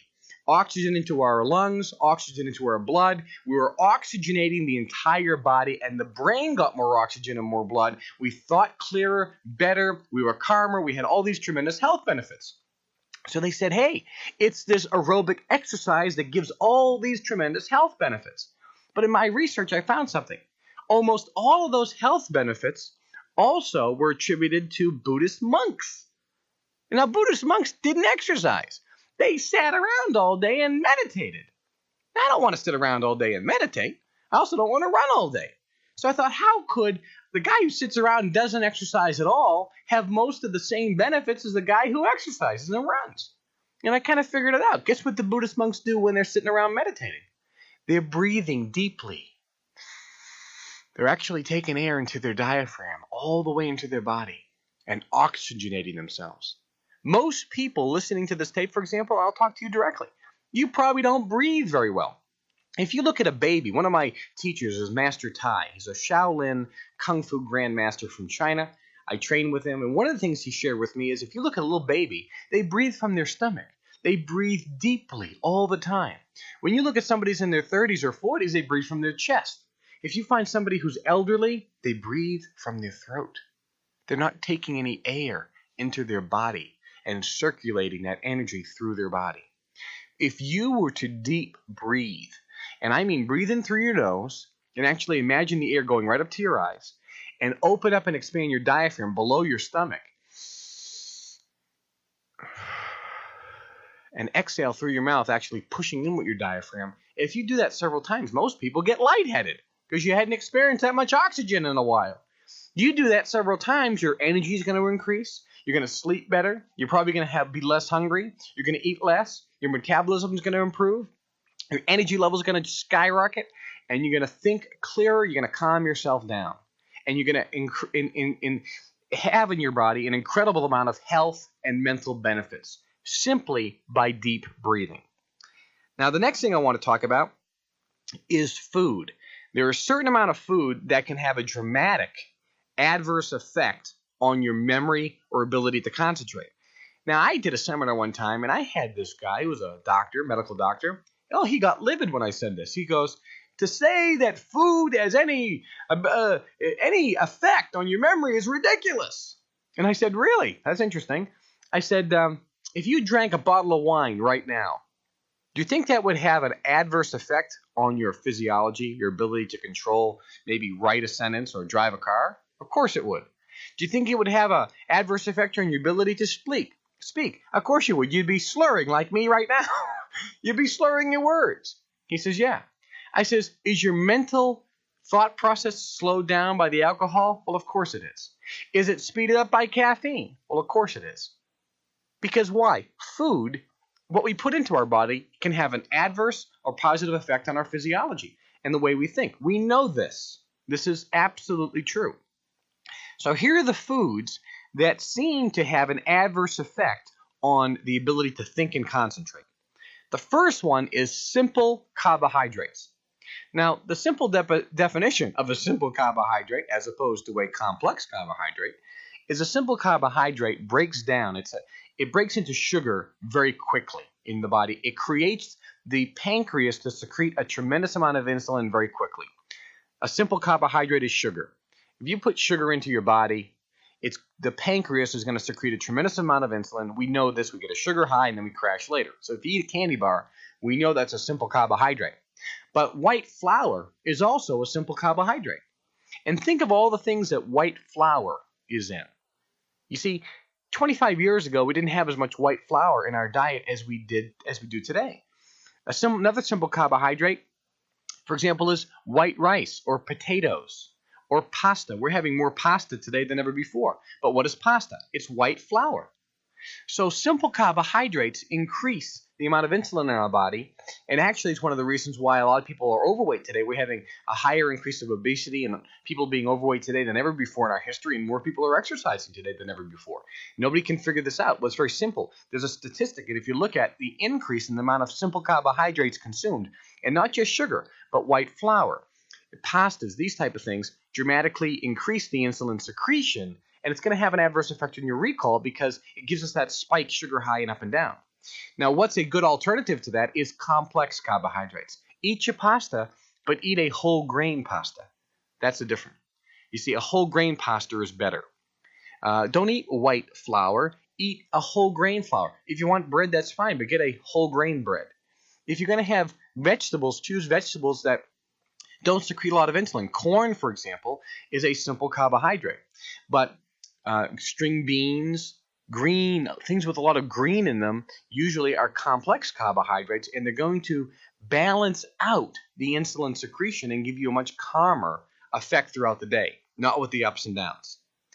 The second thing that has an adverse effect on your memory is pork. Now, this is fascinating research. Interestingly enough, a pig, and that's what pork is, will eat virtually anything in its path. It'll eat a dead rat, and it most of the time does, things like that. It eats its own feces. It eats anything in its path. And whatever it eats turns to meat on its bones within 3 to 6 hours. When that pig is butchered and you eat it, you're eating the most toxic food on the planet. The body cannot handle the toxicity. So we go into trauma.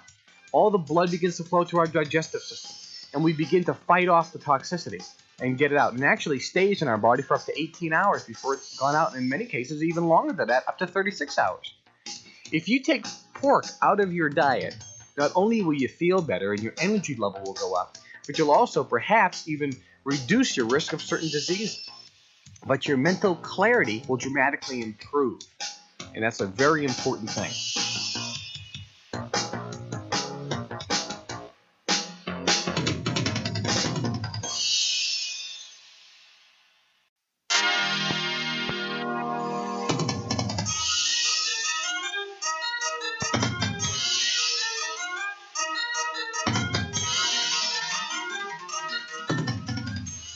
Next thing is shellfish. You know the number one allergic food on the planet is shellfish. More people are allergic to shellfish than any other food. And there's a reason why. Shellfish is a filter. It's actually an extremely toxic fish. I grew up in Boston, Massachusetts. I grew up on fried clams and shrimp and scallops. I love that stuff. But I remembered growing up, there was something called the red tide. When the red tide came in, that was a poison organism. You couldn't eat the shellfish or else you'd get violently ill, because the red tide would go into the shellfish. It was in the shellfish, and you would get sick. But you could eat the mackerel. You could eat the flounder. You could eat the cod and the haddock. You could eat the scrod. You could eat the fish that has scales and fins, because those fish filtered out the poisons, and the meat in those fish was good and healthy for us. But the shellfish is a filter, and it actually takes in all of the poisons in the sea, and you eat it. And that's why you can get violently sick. So if you avoid or eliminate shellfish, and heck, when I stopped eating shellfish, I grew up on this stuff. I love this stuff. And in the beginning, I reduced and cut down, and today I just don't eat pork or shellfish. I eat other things, but I just don't eat it today. But you may want to consider at least reducing or cutting down to start, and then maybe you'll feel you want to eliminate later on, but that's your choice, obviously. If you do take it out of your diet, I will say this, you'll feel better. And if you do take those things out of your diet, like pork and shellfish, for 3 or 4 weeks and then eat it, you'll get sick. That I know. Now think about that. If you say, I'm going to try this. I'm not going to eat any pork for a month, and then eat some, you'll get sick. What does that tell you? You see, your body is not used to the toxicity anymore. So when you put it in, it just reacts wildly. If you eat it all the time, you're not going to get sick because your body is used to the toxicity. It'll still have the adverse effects on you, but you're not going to get violently ill. It'll have the adverse effects on your recall ability, your memory, your concentration, your personality, your calmness, but you're not going to get violently sick. So consider that. The next thing is homogenized dairy products. Now notice I didn't say dairy products. I said homogenized dairy products. Two things happen with dairy products. The first thing they do is they pasteurize it, which they heat it to get rid of any bacteria. But the second thing they do is homogenize it. Now, the pasteurization process at least had some reason to do it. They said, there could be bacteria in here. People could drink the milk and they can get salmonella or some other type of problem. So let's try to avoid that. Although the pasteurization process also is not good, at least there was a reason. But does anybody here know why homogenization came about? Probably not. And here's the reason. Do you remember the milkman? I remember growing up, we had a milkman come. We had a milk box out front. And the milkman used to come a couple times a week and give us fresh milk. And the cream used to separate from the milk. And we used to have fresh milk. And why did we have a milkman? Because that milk was actually got from the cow or the goat that morning, early in the morning. And then the milkman got the fresh milk. And then he delivered it to our house that day, fresh, that day. That day, it wasn't even pasteurized. It was fresh, whole, raw milk. It was good. Then the food industry decided, we can't sell milk in the stores. And the reason is it goes rancid too quick. That's why we had a milkman, because it had to be delivered direct from the cow to our home and consumed within a couple days. Otherwise, it went rancid. So then they came up with a process called homogenization, where they spin it down, break it down, so it won't go rancid for several weeks. Now, that's why the cream doesn't separate from the milk. That's why you can buy milk in the stores.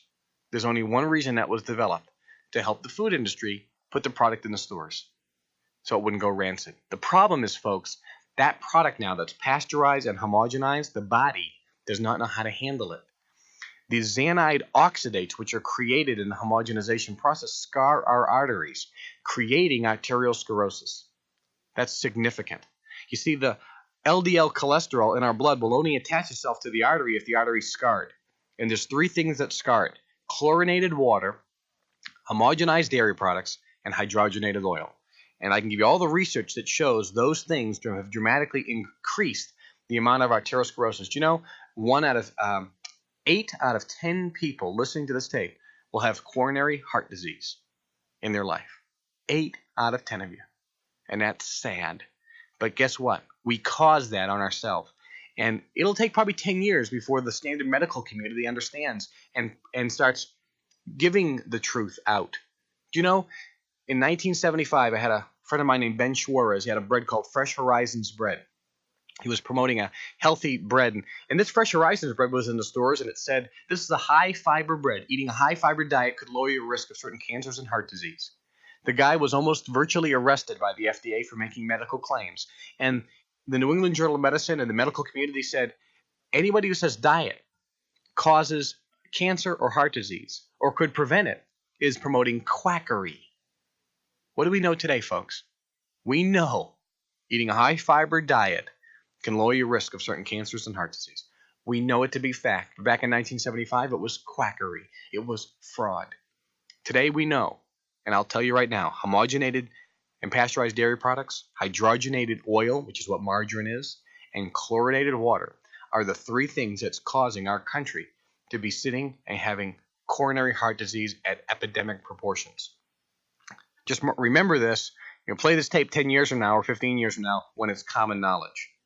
So eliminate or try to reduce homogenized dairy products. You can go to a health food store and get non-homogenized dairy products or goat products because that's naturally homogenized. Actually, a goat milk will be assimilated into the body much better. What happens, though, if you reduce the homogenized dairy products? Again, the mental clarity is going to increase. You're not going to have the allergic reaction to the casein. The blood flow is going to be better to the brain. The next thing is hydrogenated oil, I alluded to, which is all margarine. You need to eliminate. People think they're being good for their heart by getting margarine. They're being worse. It's the absolute worst thing you can do for your arteries and heart is take anything that's hydrogenated oil. They're like little knives that scar your artery. And look at the things you purchase, folks. Almost everything you purchase has hydrogenated oil in it. Eliminate that, and your mental clarity is going to dramatically improve. The next thing is the biggest, probably number one cause of mental confusion and lack of concentration ability in the last 20 years. It's called excitotoxins, and there's two things. Number one is MSG, monosodium glutamate. And the second one is aspartame, most notably known as NutraSweet. These things are causing the number one reason, in my opinion, for causing mental confusion, the ability not to think clearly, the ability not to remember information, or to cognitively think or process data. They are excitotoxins. There's a book out called Excitotoxins, which talk about how these things actually make the neurotransmitters go crazy, exciting them, and it actually can cause brain damage in very young children. And I believe that's the number one reason for attention deficit disorder, these two things. Now, here's the sad thing. Some people say, well, I don't eat MSG, Kevin. When I go to the Chinese restaurant, I tell them no MSG. Well, here's the news, folks. MSG goes by about 50 different names. When you go to the Chinese restaurant and you say no MSG, you're getting it anyway because they're putting in some other product that MSG is in it. Virtually every restaurant in America has MSG in the food. Did you ever go to a restaurant and eat soup? You're probably getting MSG. And now the sad thing. I just heard this. If it's less than 2%, the law was passed that you don't have to even put it on the label. So now when you're going out and eating food, even if it doesn't say MSG on it, it's probably in it anyway.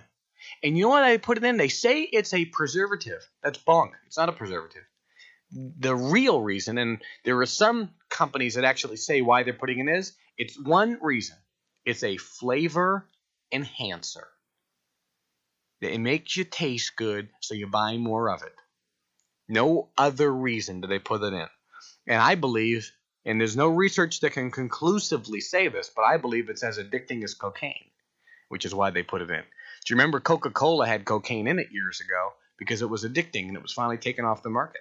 I believe that from a food standpoint, that's one of the reasons it's put in. Not only is it a flavor enhancer, but it gets you addicted to it. You need more and you need more and you need more and you need more.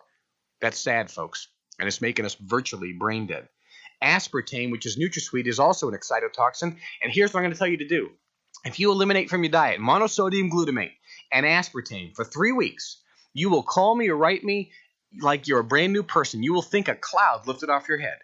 Those two things will have a dramatic, absolutely miraculous improvement in your ability to think.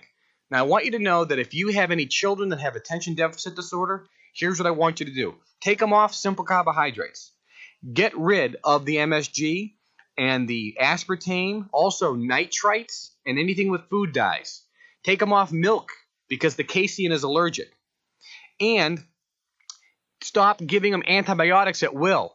You know, one of the things with attention deficit disorder is Candida albicans is also rampant, and that causes a major problem with our mental clarity. One of the reasons Candida albicans is so rampant is we give kids today 30 times more antibiotics than they got 30 years ago. And those antibiotics kill all the good flora in our intestine, making the Candida albicans yeast overgrow and causing us to be mentally unclear and foggy. So you may want to consider that. And those are some very specific things. But what should you be eating? Well, what did Grandma tell you to eat? Eat your fruits and vegetables. Fresh fruit. Here, you do one thing, and something's dramatically going to happen to your recall. Eat 5 pieces of fresh fruit a day. 5 pieces of fresh fruit a day. An orange, a grapefruit, pineapple, kiwi, not bananas, not dates. Strawberries are okay. Apples, pears, tangerines. In that category, not grapes. Eat 5 pieces of those fruits that I just mentioned a day, and here's a couple things. You'll feel better. You'll eliminate better. Your toxicity will reduce. Your mental clarity will increase. You'll automatically lose weight. You'll be less hungry. You'll have more energy. You'll sleep better. And you'll probably get less colds. Eat vegetables, fresh vegetables, not out of a can. And the fruits can't be out of a can. They're going to be fresh. There's also a couple herbs, ginkgo biloba, gotu kola, and lecithin, with a phosphatidylcholine concentration of 32%, can also dramatically help your memory. We have a product called Mentab. If you call us, we can give you more information on that. It's a formula which has all of the nutrients in the perfect synergistic combination that'll dramatically improve your memory. These are the things that I recommend you do that'll dramatically improve your memory. Now, there's one other thing, and this is for students or anybody reading information. You know, this program is about reading. It's about reading fast and absorbing the data. And one thing we get involved is not only when we're reading information, but if we're sitting in a lecture hall, how can we remember the information that we're being talked about? We're not reading it. It's actually being read to us. or a person's giving us a lecture? Well, one of the things you want to do is be able to concentrate and focus, and I'll just give you one last tip or technique. Your mind can only be at one place at a time. That's why we call it daydreaming. You're sitting in the office or you're in your classroom and the teacher's talking and you're daydreaming. You're thinking about something else, and they say, "Hello, Kevin, hello, hello," and you look and go, "I'm sorry, were you talking to me? You weren't even in the room, were you? You were a million miles away." See, our mind can only be at one place at a time. So how do we stop our mind from drifting or daydreaming? How do we keep focused? It's very simple. We have a mental dialogue with the person speaking to us in our mind. If you have a mental dialogue with that person, you are keying in that person to you. You cannot go anyplace else. So when you're lecturing, keep throwing him questions in your mind. Talk to him. Make believe the conversation is with you. And that'll help key in and lock in the focus. That exercise, if you do it over a period of time, will become second nature and it'll allow you to focus better, concentrate better, and stop the daydreaming. Folks, I want you to know that this program is a powerful program. If you utilize the techniques that we're sharing, that Howard has shared, and if you practice and you use them consistently, your reading and comprehension speed will dramatically soar, and the information that you're gathering from the page is being inputted through the eyes will go into your memory and be accessible to you when you need it. One of the great things about this program is when you flip through pages and you're inputting data into your mental computer, later on in life, when you need that data, you may not be able to recall it just specifically off the top of your head, but when the data is needed, it's already been stored and you can access it better. You'll see a dramatic improvement in your learning ability, your self-confidence, and your ability to communicate with other people by reading more. Your vocabulary will improve, your spelling will improve, your self-confidence and self-esteem will improve, your ability to communicate will improve.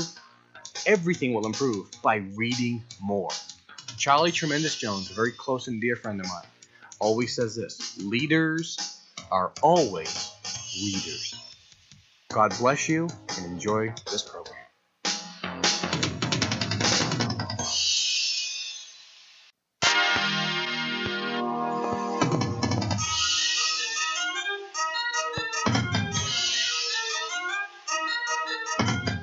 Well, I really hope you enjoyed the time you spent with my colleague Kevin Trudeau. I know that the information that he shared with you has proven to be totally invaluable. There's no one I know on earth who has a better memory than Kevin. I've watched him work. He's amazing. Now, you actually have three types of memory: short, intermediate, and long-term. And your goal when learning is to convert short-term information into long-term information.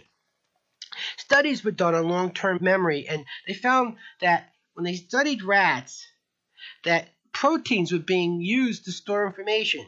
For example, rats like the dark, but if you give them strong electrical shocks whenever you shut the light, they stop liking the dark so much. And they found the protein in their brain. They called it scotophobin, or light fear. It was actually produced by a fear of the dark. And what was interesting is when you extracted it from the rat and put it in a healthy rat, it became afraid of the dark. They actually found the fear of the dark memory molecule. They're trying to do this with humans. Perhaps one day you'll get a shot of French or Spanish or calculus. Maybe not. Nobody really knows. But what we do know from these studies is that your brain needs to take breaks, about 10 minutes an hour, to efficiently store information. And with some people, it's as short as 10 minutes every half hour. If you don't, and many of you don't, you cram, you study all night, or you put a lot of effort in without stopping. You're wasting your time. Has this ever happened to you? You spent all night studying for an important meeting or exam. The next day, you went in, and suddenly your mind went cold, and you couldn't remember where it went. Well, where it went was into your intermediate memory. You see, when your brain doesn't get enough time to store things in the permanent memory, it goes into intermediate memory, which has a shelf life of about 4 to 6 hours. After that, it disappears, and so all that information is gone. That's why it's so important to take breaks when you're learning, so the information gets permanently encoded. So that's an easy tip. Do a little less, and you get a lot more. Now, the memory curve that's been studied by psychologists indicates that within 4 to 6 hours, you forget about 40 to 60% of anything you learn. Anything. That's why if you think you had a nervous breakdown in a hospital, they'll ask you what your name is. You're supposed to know the answer. If you think it's a multiple choice question, bingo, you just had a nervous breakdown. My point here is those memory cards that I told you about earlier are absolutely wonderful for long-term detailed retention. Each time you relearn them, you forget less and less and less till you don't forget at all. And that works perfectly with studies on long-term memory and retrieval. And if you take that advice that I just gave you, you'll find you get excellent memory with a minimum of effort. Now, I promised to teach you a final skill, which is mental focusing. And this may be one of the most important things that I teach you today. The mind, when it's focused, has lower blood pressure, higher oxygen levels. You're lowering the carbon dioxide. You get a deep state of relaxation, and you can get work done. You can tune out the distractions around you, the noises around you. You put yourself in a state of relaxation, and then you recreate that state just before the meeting or important test. As I mentioned, being in the same state when you output information as when you input information is essential for efficiently outputting information. Here is 2 ways to get into a deep sense of relaxation. Now, don't do it right now. You'll try this right after I'm done. Step 1, sit comfortably in a chair with the feet flat on the floor and back straight. By the way, this technique was developed at Harvard Medical School for people who had strokes and heart attacks. Now, with your feet flat, close your eyes and begin focusing on the number 1 and continuing focusing on it. 1, 1, 1, and eventually your brain's going to say, why am I doing this? I have other things to do with my time. Then go 2 because you're not thinking 1, and then 3, and then 4. And by 30 minutes, you have a little alarm clock set behind you. You're going to find your mind goes up to quite a high number. But each time you repeat this, the number will come down and down and down until finally it's just where you want it, a very low number. Now, some people find focusing on a number not just boring, but frustrating. A second choice that some people might find more preferable is to use a prayer. Like the Lord's Prayer is extremely compatible with this. And what you do is you keep repeating it over and over in your head. And so your mind has something to keep it busy. It's got its own spiritual value as well. And you're focused. And by doing this for 30 minutes, it helps to keep you relaxed, concentrated, and focused. Now, if your religious beliefs don't permit you to use that prayer, use one that's comfortable for you. But as an illustration, it's the perfect size for someone to be using. Long enough to keep your brain focused, but short enough that it doesn't take a tremendous amount of effort to learn. Now, before you take an exam or go into a meeting, sit down, close your eyes, put yourself back into state using the prayer or the number that you've chosen, and you'll get into a very comfortable and relaxed state of mind. When I did the Regency Kathy Lee show, I was told I was going to be reading a book and telling them what it was about. When I got there, they changed their mind. They told me instead I had to answer questions about the book from the author. So I focused for about 90 minutes. I stayed calm. And as a result, I got every question right. So can you. And that's what these focusing skills are for. Now, before I close, I want to tell you something really interesting and important. Mega Reading Secrets is not for speed reading. It's for mastering your life. Let me explain that. When I taught in high schools, I wasn't happy. So I read about 16 books on how to do radio and TV shows. I've been on 700 shows now. I read 16 books on how to do seminars. Now I'm doing this full time. All of us have dreams, hopes, and wishes, but also excuses on why we're not getting them done. I believe that each of our dreams has been fulfilled by someone else who found a way to overcome the very things that are blocking you. What I'd like you to think about is now that you have the power to learn quickly, don't read 1 book or 2 books, read 20 books on a subject that will help you to achieve your goals. And look at the things these people did in common to overcome these obstacles and reach success. You begin to see patterns and resources, each of them used in common, that help to bring about success. And replicating the same things they did, you in turn will bring about the same success in your life. That is my hope and dream, that I've shared with you, not just a program to accelerate your reading, but as I said earlier on, to give you a tool that'll last for life, that'll help you to build your dreams on something firm and permanent. And I hope that each of you has all the success in the world using this program and following the instructions I gave.